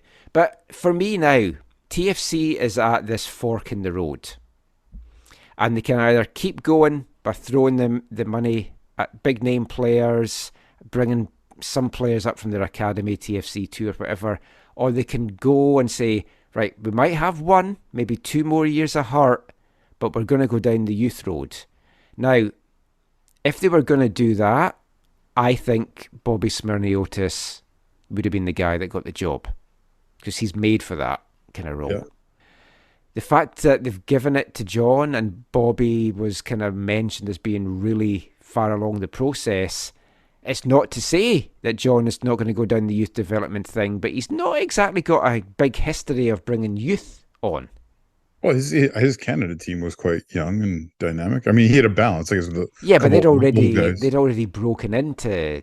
That's is true. more what I'm meaning. This is like you're trying to find the diamonds in the rough in the academy and bring them through, and like the Whitecaps have struggled with that, and we've put a hell of a lot of investment in the residency and the academy program here, and it's only starting to see some fruits now with WFC2 and stuff like that. So I don't know what way they're going to go. I don't know. We'll see how he does. I think one of the bigger questions is he going to be like the last coach and bring in his son? I would put money. Actually, I guess Jay going there. Michael was there before his dad. I guess actually that right. Yeah, I mean, I think Jay Herdman had been hoping to see what this season held in store with WFC2. See if he got a deal with the Whitecaps, and if not, maybe go and explore Europe or whatever other options. He then got injured, and it's a career-ending injury. No, it's not. It's a season-ending injury. Just reel that back. And I don't know. He might move on. He might want to be with his dad. I think that's a lot of pressure on him then to go and do that. I'm not saying he'll want to be there. I posed this question. Well, I posed this on Twitter. I had a couple of trolling answers from people. Well, Herdman was with the national team. He told everyone, players need to go over to Europe. They need to be in that environment to develop. But now he's in MLS. I thought he responded well to this. I thought he said, Canada still needs to be pushing players on to the highest level possible. And he's like, that's partly what I'm going to do at TFC, is push players on to... I might be wrong, but I thought that's what I read that somewhere. So someone... I thought you sent me that quote. No, I definitely didn't do that. I did my snarky tweet about it. I am also curious, like Richie Larea. I would imagine the Whitecaps have got a deal with Nottingham Forest that's a loan to buy. That's not been confirmed officially, but that's the word in the street. But if not, I'm pretty sure John Herdman would love to try and tempt Richie Larea back to TFC. And I think they get on well. Yeah. Going to end this part then. The Canadian national team, it's a worldwide search for a replacement. We've seen these worldwide searches before that often end up with you just having the man that's there. So I'll do this in various stages. Do you think Mauro Biello is the guy that should take over? Because he knows the squad, he knows the infrastructure. He would probably be a cheap option. He's got to be the interim, though, right? Like he is just now, yeah. Yeah. So he's going to. I can't see them. I think he is in the role for 2023. I don't think. I'd be a little surprised if they went with him. It would be very Whitecaps. Yeah. For them to go that road after a worldwide search. But you gotta think that if they do, then that should free some money for the grassroots, the men's and the women's to have more funding, right? Well, that's the thing. And the other thing that plays into this as well, if Canada Soccer want a guy that's already coaching somewhere, you've got compensation to pay. Yeah. They can't afford that. No. If you want a top-tier coach, probably have to pay the same or more than Herdman was getting. Can they afford that? Can they afford, though, to go with a cheaper option that Isn't might there- not be the best fit? or the Isn't there best report? person? Isn't there reports that there's like high levels of interest in it because of the 2026 World Cup? Yeah, Wasn't Manu reporting that? Or yeah, something? but there's players being, or there's managers being interested. Like, I'm not saying this person's interest, I'm just picking a name. So say Pep Guardiola was like, hey, I'd love to manage a home World Cup. He's shown interest. Then he gets told what the salary is. Bye interest. Yeah. So there's that aspect to it as well. So I'll get who I think you should take over in a sec, but I put this question out on Twitter today. I refuse to call it X. Just to get some thoughts from who people were suggesting. And there wasn't a lot of different names. There was a lot of agreement in this, which I was kind of surprised about, but pleasantly surprised. I'll give you this name first. FC13 Canadian Soccer Podcast suggested Wilfried Nancy. Interesting. I like that. I think he could be my front runner, but I also don't know that he would leave what he's done at Columbus. Yeah. But if it's at the end of the season, at least he would have seen the season out and then move into it. Would you really leave behind Julian Gressel to go coach the? Actually, Gressel's probably gone at the end of the year there too, right? Yeah, I think that's just a stopgap for him. But I like that. He's a proven winner. He's done well. The players love him. He knows a lot of them because he had a few of them at Montreal. He's got a few Columbus. So that's not a bad one. Oz Sweeney says, I think someone like Bobby would be interesting. Now, I think he means Smirniotis and not Linarduzzi. Just from other tweets that Oz has sent in the past. I saw, was it Max who posted somewhere saying like, yeah, because people were like, oh, Linarduzzi coached both the Whitecaps, and then they were like, yeah, but not very well. He didn't have his actual. I think Max said he didn't actually have his coaching credentials At different times. Different times. So yeah, Smirniotis is obviously the one that's being referred to. I've heard people mention him a bunch. Now, what I would say is, I think Bobby Smirniotis is a fantastic manager. He should be at a higher level, I think, than CPL. With all respect to CPL, he should have got this TFC job, I believe. I don't think he should be near the national team as head coach, because that's a big step from going Sigma, Forge, Canadian national team. I think he's a quality coach. I think he could do a job, but I agree with you. It doesn't seem like this is the moment in his journey for this role. It's a big jump for him, and I hope he gets somewhere. This season with Forge as well, and we'll touch on this in the next part. It could go either way for Forge, but he might need a change himself because he's been there for so long, and they might need a fresh voice. Oz also said he'd rather see Smirniotis get a CSA board seat and help improve growth across the country, which I also agree with. He feels that we need a proven top-level international manager if we are to seriously take the next step. Now, Greg Petrie came up with a very interesting one. Thomas Christensen, the current Panama manager. He's done some good work with them. He's experienced in the region. And as a bonus, it weakens a CONCACAF rival. Yeah. Those are all valid points, but that doesn't really excite me. This one will. Michael Phillips, Grimmy in the 604, Robbo. Just so everyone here can go fucking mental the first time he mentions bringing Fonzie along slowly as he develops from a young world-class player into a bona fide World Cup star. I like that one. Well, Robbo did play a role in that, but yeah. Now, AFTN photographer, residual image. We love Tom. We love Tom. No idea where he's coming from with this. Nick Dazovic. He said, at the very least, he should be on the short list. No, he shouldn't, Tom. No. I think you've had heat stroke from taking photos with your camera. Dasso, yeah, I think we've talked about this before, but Dasso is in Vancouver because he wants to be with his family because he spent, so much time abroad, or I don't know if he was on his own for that or made his family travel, but he's made a choice to do that. He's had opportunities he'll have opportunities in the future. I And also feel he's a little bit too old school for what the national team is needing just now. yeah, maybe. Here's one for you from Cameron CD Pryor. Oh Julian yeah. Nagelsmann. It may seem like a stretch to get a big name like that, but he might take a pay cut to do it just to pad his resume. That aspect I'm not sure about. But as someone who has helped a team overachieve in a World Cup, and his familiarity with Davies might help as well, would be an Yeah, interesting one. yeah, that's never going to happen because you'd have to pay Bayern a ton of money. Yeah.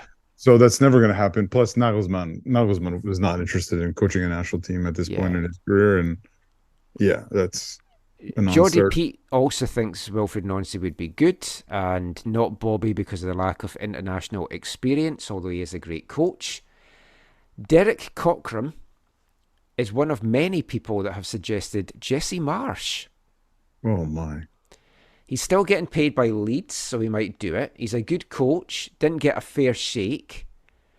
Big Shiny Ball also suggested Jesse Marsh alongside Bobby Smirniotis and Bob Bradley. I do Yeah, who wonder are if these? Bob Bradley might be in the mix, you know.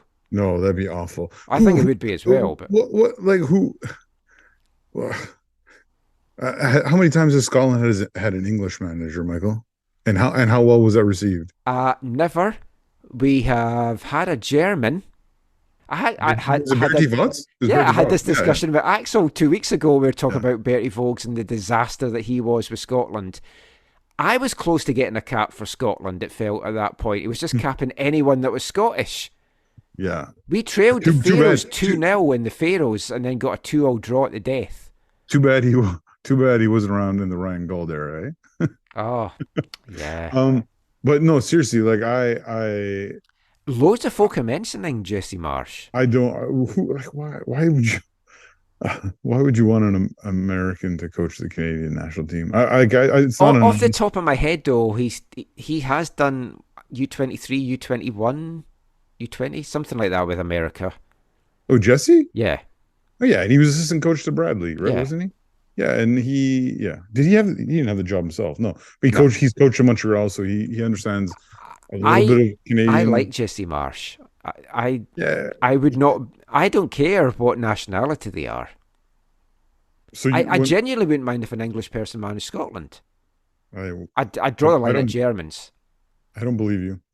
Hey, Um uh I I don't know. I would prefer if the coach of the men's and or women's national team were not American. I don't really like that idea. you putting all your money on Jorge Vilda?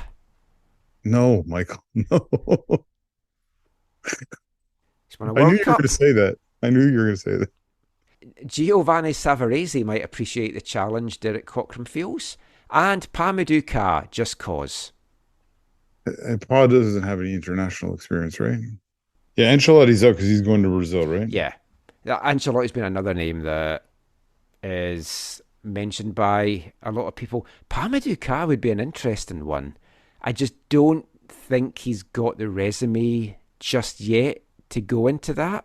No, yeah. He needs to have been at an MLS team or a European team, top level, to then go into that. I'd love to see it, but no.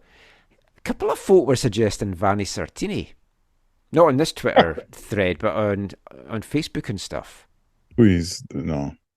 I wonder. I don't think he's necessarily the right fit, but I wouldn't be surprised if MDS inquired about the job. Well, I was going to say, MDS, he was very close, we'll say, to getting the job before. Yeah. Maybe got a little bit screwed over. When Herdman took it? No. Or before that? I think Oh. Flores? Yeah, was it Flores or was the other guy who was not great? Oh, yeah. It's been so many of them. I can't remember if it was before Flores or after Flores. It was one of those ones that he was very much in the mix and I think expecting to get it. Yeah. Now, Mark Starr has also waned a little bit as well. Yeah. But, I don't know that he's the right fit, but yeah. Who would you like? Who is your number one candidate just now? Well, like I said, I would have preferred Herdman to stay for this season, to get us through the awkwardness that we're in, or at least a year or two of the awkwardness. But I don't even know who I want yet, Michael. I kind of want to hear who some of these maybe more exotic candidates are. Yeah. To see to But we make need to find not him, but someone like a Goose Hiddink. Yeah, That kind of guy that's going to come over and just breathe new life into it. Bora Milutinovic. Do you remember him? No. Oh, he was like a Serbian dude who like coached the Americans at USA '94 and coached Mexico at a World Cup, yes. and coached like I think an African or two nation and another CONCACAF nation. I think he went to like 4 or 5 World Cups with 4 or 5 different teams. Someone like that would be kind of interesting. But no, I agree with what you're saying in terms of like a Gus Hiddink who has like a tremendous amount of experience. But I feel like Gus Hiddink per se is not a fit because he feels more like a manager for a year or two, not like a 4-year plus kind of situation, which this team needs a 3+ years. It's a job that a lot of managers will want. It's a very desirable job because you're guaranteed to be at a World Cup, and you're the hosts. Now, with that comes added pressure. Not as much maybe for a country like Canada, but I mean, I could see a lot of people being interested in this. Oh yeah. I don't disagree with those reports that it is garnering considerable interest, and yeah, it'll be interesting to see, who those names are. So I'll save my opinion for once we know a little bit more about who some of those names are. Right now, my favourite is Wilfried Nancy, but we'll see what else it throws up. Let us know your thoughts as well. AFTN Canada on Twitter, aftncanada@hotmail.com. That is it for our national team chat. We've got one small final part to come. We'll be chatting Canadian Premier League, and we'll be back with that after this. Hello, it's Kai Kamara, and you're listening to the AFTN Soccer Show.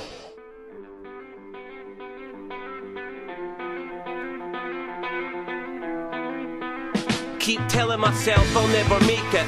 I don't believe it at all. Too many times I appear to be wrong. All I need is a studio and people to call, and the feeling of just being involved, just to be on a song. See, I can rhyme for days, till my mind's in a haze, till I don't know what's real anymore. You know, it's kind of like an atheist believing in God. Logically, I shouldn't be here, but fear is strong. Teacher said I didn't have what it takes. That made me feel out of place. Employer said, can you fill out the space? Every week I'll be in the office clearing my name. Swear to God I didn't say that, must be a mistake. You see, I can't hold back whatever's on my mind. If it means I might fall behind, I'll pick myself back up, and even if my props denied, that just means that I crossed the line. Goodbye.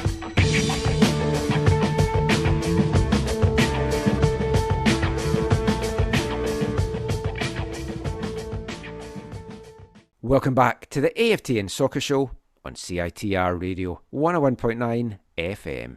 And kicking off this part, I thought I'd go for some more Scottish rap. It feels a month for it. That is Edinburgh rapper Deco with a song just released this year, 2023, on Word's SOS label. That was Fear Itself. You can find that on all the usual musical places. What are you fearing for Vancouver FC, Zach, going into the last quarter of the season? I don't know. I'm not fearing too much. Well, you can't get relegated. Yeah, that's true. Not yet. Hopefully that's coming down the road. Whitecaps under 19s moving up. Not for Vancouver FC, obviously, but just for the league as a whole. Yeah, I guess. Yeah. I was going to say, maybe not getting any more victories, but I don't fear that. So. Well, I might be going Saturday, although that curse is broken now. Sunday, the game's Sunday. Oh, I might not be going Saturday then. Yeah, finally they won without you. Yeah, I should just have said I went, just to keep the dream alive. It was way too hot. I could not handle that. I'll see what the weather's like on Sunday, and I might go on Sunday. I hope to get to the Halifax game as well because I want to see Patrice. It was a pretty good win over Pacific. It was, and you missed it. I did. Coming from behind. But enough of your time in the hotel room down in LA. It was also the same for Vancouver FC against Pacific. It was a very good victory. The CPL standings just now, though, they are tight as a gnat's chuff. Heading in to Sunday's top-of-the-table clash this week between Cavalry and Pacific, 1 point separated the top 5 teams. It felt like a very... Did you watch the game? Oh, yeah. It was... I only got to watch the highlights, but it felt like a very... that's what I meant. Yeah. I PVR'd it, and then by the time I got around to have time to watch it, I was like, I may as well just watch the highlights now. It felt like a very Cavalry kind of game. If Felipe fantastic crowd. Yeah, if Felipe was with us, he'd be like, oh, Tommy, very physical, wear you down, whatever, win a penalty, score 1 goal, and yeah. And it wasn't Meyer Bevan that went down for the penalty. Yeah, but he scored it, right? He did convert it, yes. That's unfortunate. The Cavalry now lead by 4 points. They're on 36 with 7 games to go. Pacific, Ottawa, Halifax and Forge now all sit on 32 points from 2nd to 5th respectively. So they're the ones in the playoff spots just now. York still in the hunt in 6th, 3 points back on 29th. And then cut adrift. Yeah. Valor 7th on 20 points. Vancouver on 17. Those 2 teams have still got to meet once as well. Battling to avoid the wooden spoon. You have to feel just now Valor's probably just got the edge, but I could see that one going either way. We'll come to that in a sec. I tipped Cavalry to win the regular season. I'm sticking with that. They are playing some really nice stuff just now. Yeah, like I said, I don't think Sunday's match was nice stuff. We got the result, don't get me wrong. That's what I class as nice stuff. But they I do feel have... they're moving the ball around well, and like Willie Akio's come in and has been fantastic. Yeah. Akio and obviously Ali Musi is very high quality. Meyer's great at diving. And scoring. Yeah, but more so diving. They have a good squad. But, yeah. I'm excited by Halifax's rise. I mean, my dream, because I hope to go to the CPL Championship game this year, and my dream is it's going to be in Halifax so I can finally get out to Halifax. Yeah, that would be nice. What's his name? Nimick. Is it Nimick? The center back? Yeah. Is it true? Like I've read a couple of headlines. I haven't dug deep on this, but he's getting some looks from other parts of the world. Like people are paying attention to him. Possibly. Folk has been saying he should be a guy that should be in the mix for 2026 for Canada. And isn't he like, I heard he was going to get called up because isn't he like English, but also eligible for Canada or something? Yeah. Let me check this out. Because his mum and dad, I remember this from when the Whitecaps drafted him, they were here in Goose Bay because they were the Whitecaps drafted Nimick? Yeah. Oh, I forgot that. I think 2nd or 3rd round pick. I had high hopes for him. But they don't own his rights anymore? Or his MLS rights? I don't know about that. I've kind of lost track of what rights get held and stuff. But yeah, his parents one of his parents was at Goose Bay. He was born over here. He was born in Goose Bay, Newfoundland and Labrador. English mother, Irish father, and his father was with the RAF and posted at Goose Bay. His family moved to England when he was 1, but he was still born here. So he does qualify for Canada. Yeah, I saw some people calling for him to get captained or at least brought into a camp. He's not been involved with national teams, but he did come through the Leeds United youth system and then his hometown club of Harrogate as well. But he's having a great season. 4 goals in the season so far, but he's playing really well. And I would have liked to have seen him in WFC too, but this has probably proved to be a better move for him, and he's seems to be loving life out there as well. They are playing some nice stuff as well. They've got Morelli, they've got Nimick. They're doing the business, and I like Patrice Geyser. So having Morelli back has been huge, man. Yeah, huge. When he scored, he took his shirt off and held it up. It's like, yeah, we know who you are. Someone else, whoever got the second goal, did the same. It's like, okay, you guys are getting booked for this as you're getting into the business end of the season. Have a little bit more football sense than picking up stupid, silly bookings like this. That pisses me off no end, actually. Someone Yeah. ends up with a suspension because one of their bookings was that. Anyway, let's talk about your boys. The most points Vancouver can get right now is 38 if they won out. So they could still get in the playoffs. I mean, I think it's safe to say, basically, they're battling for pride and the jersey for next year. Yeah, exactly. Yeah.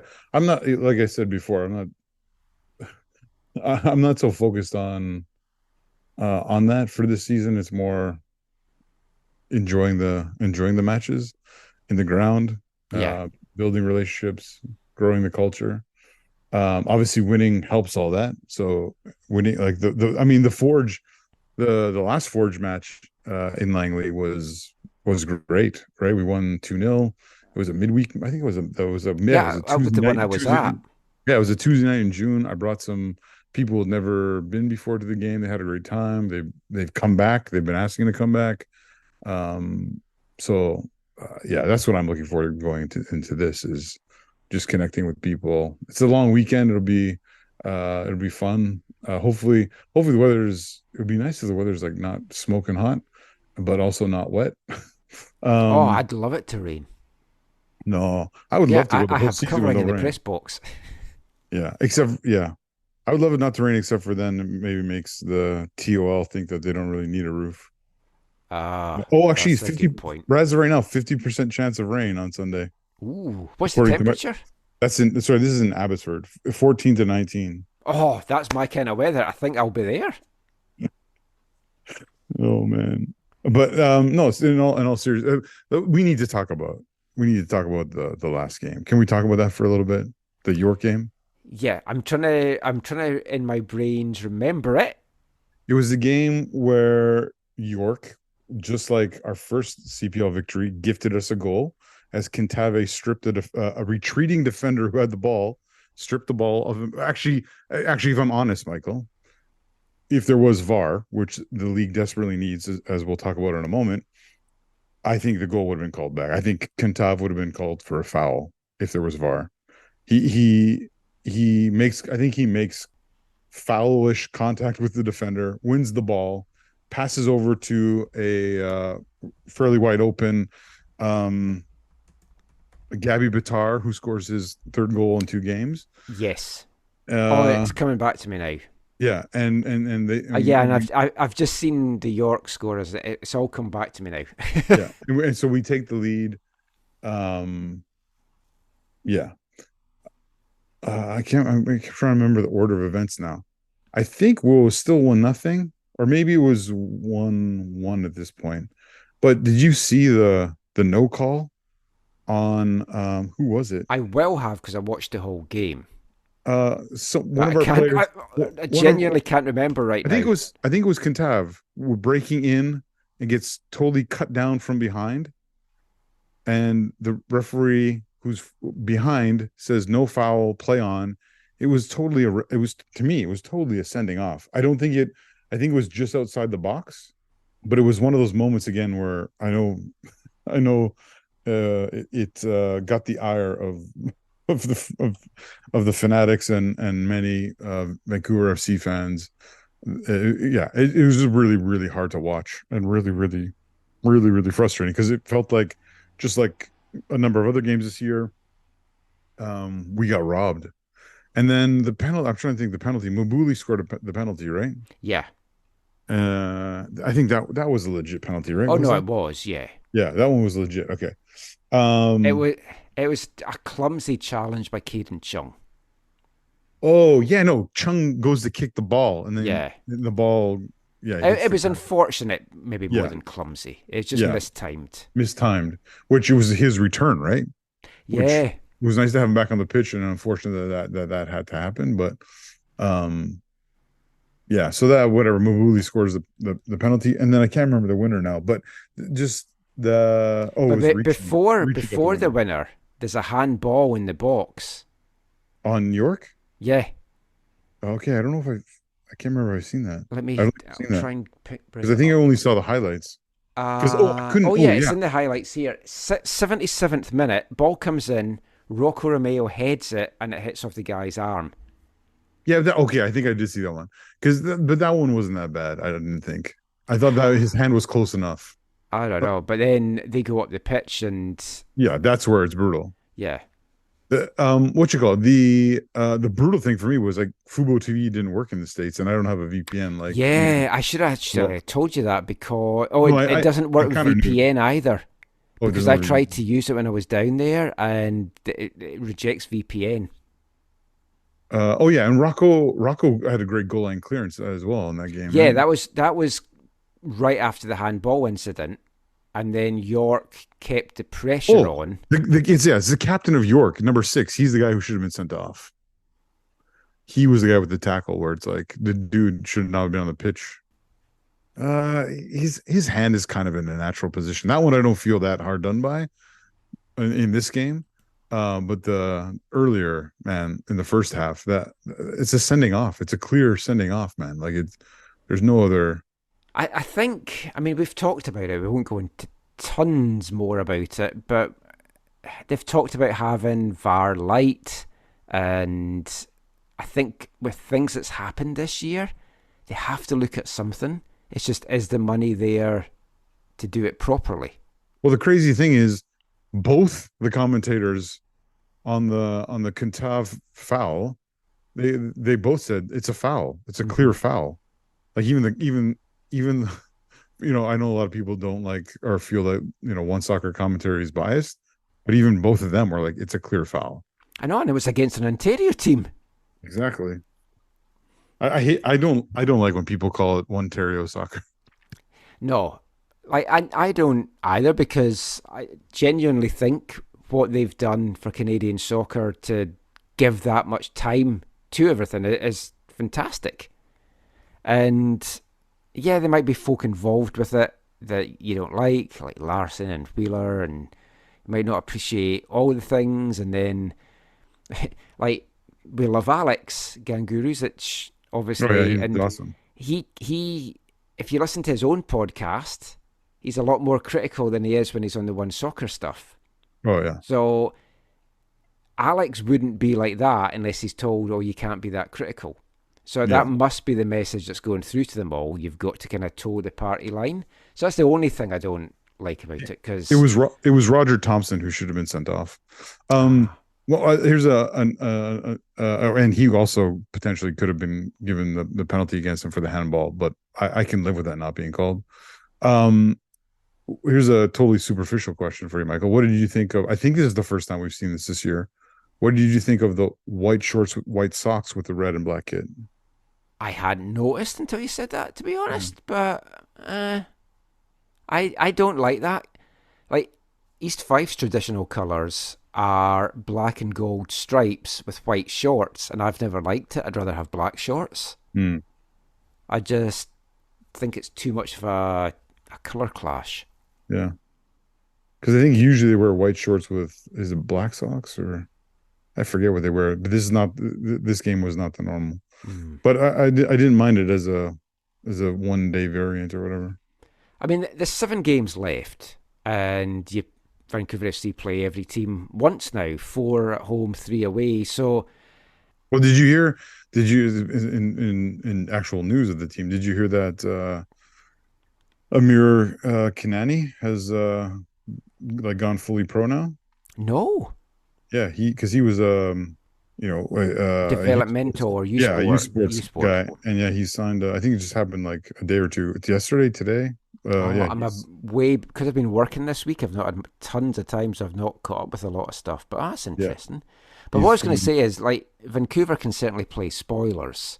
Oh yeah, and some great games to get out to. If you haven't had a chance to get out there yet, go out, watch the team. There's some exciting talent there. It would be nice if they played Ivan Mejia more than that little cameo he got the week that they signed him, especially after we spoke to him last week. So hopefully we'll see some more Ivan. Do you know why that is? No. Okay, I don't either. I just coach's decision. I mean, I don't know if you got a chance to listen to my chat with Ivan, but I mean, he was honest that they felt he wasn't good enough and at that level early in the season. So maybe there's still a few doubts there from Afshin about stuff. I don't know. But anyway, anything else you want to say about Vancouver FC before we wrap that up? Yeah, come up to the game Sunday. I think, is it 2 o'clock kickoff? I think it's 1 o'clock. I don't know. I thought it was Saturday. Don't ask me. No, I am Standing there with my black pudding, wondering why there's no one else there. I'm working in the morning, so I'm just hoping to get there. Oh yes, pancake. Oh, pancakes. Yeah, I saw you were very excited about that. I wanted to make sure they had enough if you were going, because I've seen you eat at a buffet. What buffet have you seen me eat at? Was it on the boat? Probably in my dreams. I don't know. They usually wear black shorts and black socks with the black and red kit. I'll be working at the pancake breakfast. But yeah, get out to that. It'll be good times. The south corner of the west parking lot right at the stadium. It's a good time. Any that haven't been sold, I believe, are getting brought into the stadium. And much like the ponchos in the Whitecaps day, they're going to get whisked onto the pitch. I'd love to see that. Yeah, if that happens now, and Vancouver FC, listen to this, I'm so sorry. Dipped in syrup and then thrown at Meyer. Oh, thrown on the artificial pitch. Oh. And then folk will be like, hey, this one's got chocolate chips on it. And it's like, no, they're pellets. I'm joking. Thankfully, we don't have Meyer Bevan back on our pitch this year, I don't believe. He would stick with the maple syrup. Yeah. Well, that's pretty much it for this show. We'll finish, of course, with this episode's wavelength. And I'm going back to 2012 for this episode. And there's some lyrics in this song that kind of made me think what it must be like for the Canadian men and women's national team players when there's budgetary constraints, maybe having to fly just economy class and all crammed in together or whatever. This is a song by an Irish band from Kilkenny called the Holy Roman Army. It was featured on the Sing Up for the Boys in Green, a 2012 release for Ireland in Euro 2012. And it's a fictional imagination of what it was going to be like when the Irish national team were arriving at the airport to fly down for Japan and Korea in 2010. And just how irritated Roy Keane would have got by certain things. This is the Holy Roman Army. Royston flies into the heart of darkness.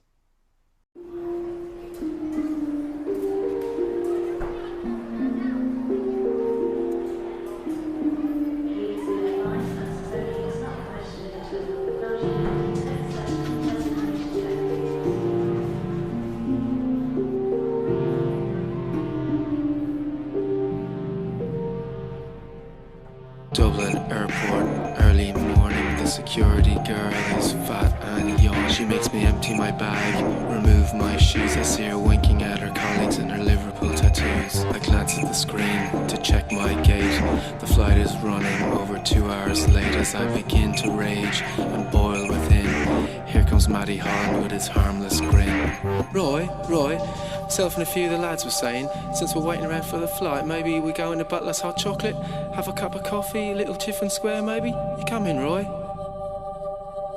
Do I look like I want a fucking Tiffin Square?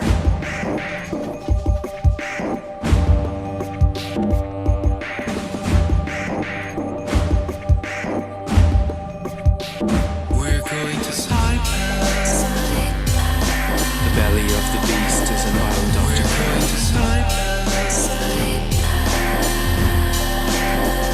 We're going to Cyprus. Ray Tracy did the bookings, so I'm sure it's grand.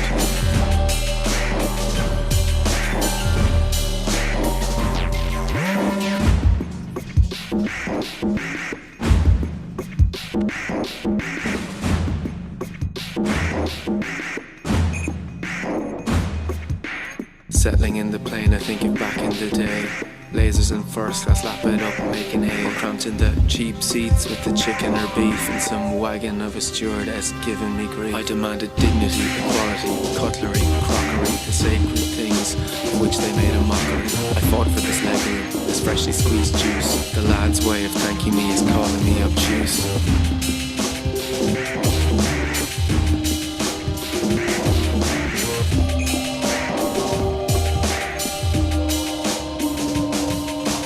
Drift off, I think of the creatures far below, all the life there drifting in the ocean's ebb and flow. The coral, the urchins, the fish and what have you. The dolphins frolic and take in the view. They're time wasters, you'd never catch a shark at that. Tooling around with their friends and chewing the fat. You have to be ruthless, That's how you get to the top of the tree. Or the equivalent of a tree when you're living in the sea. Brain Kenny Cunningham wakes me from my dream with his dull eyes glued to the tiny TV screen. A Matthew McConaughey rom-com vehicle. The plot as sweet and thick as treacle. This mediocrity is what you'll tolerate. Don't blame me if I can't save you from your fate.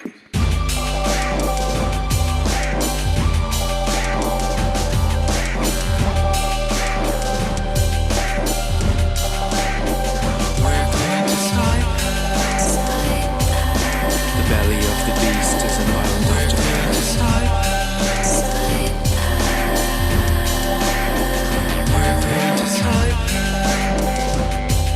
Ray Tracy did the bookings, sure, I'm sure it's good.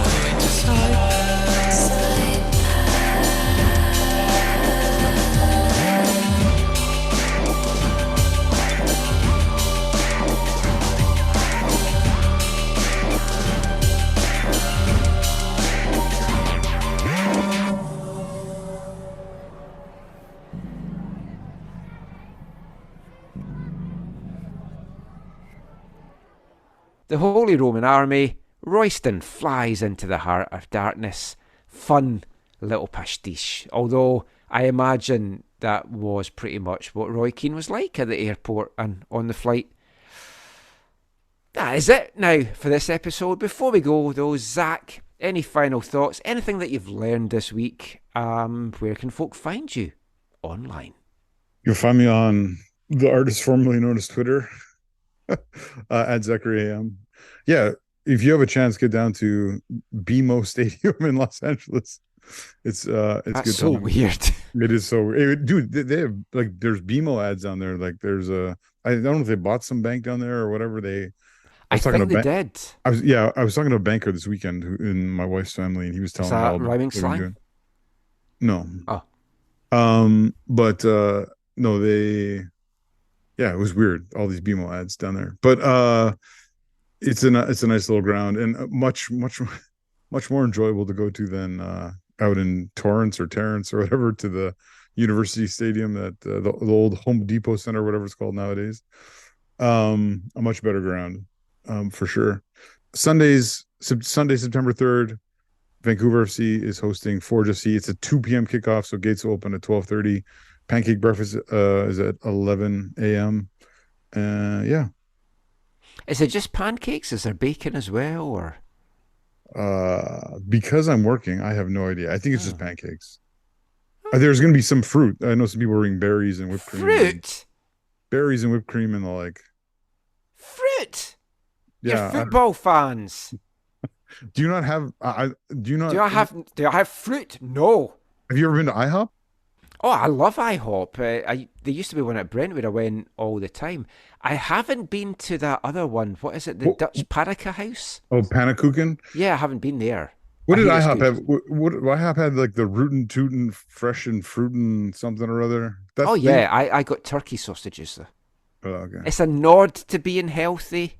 Let's just wrap the show up. Thank you for listening. We'll be back with another episode soon, but should be, if it comes off, because the Whitecaps won't be playing, there's no Canada, a bumper interview special. Although we will also talk Whitecaps, New York City FC. Until then, thanks for listening, my friends. We'll be back soon. Take care, and Mon the Caps.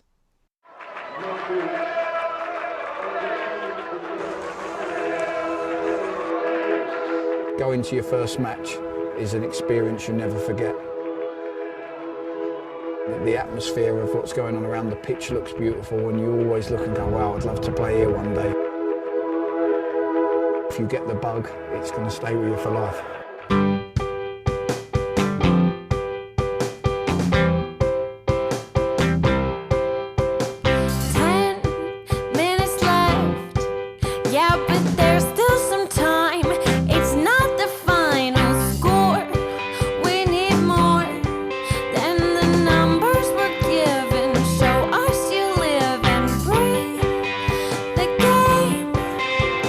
More than a name, that's what we came for.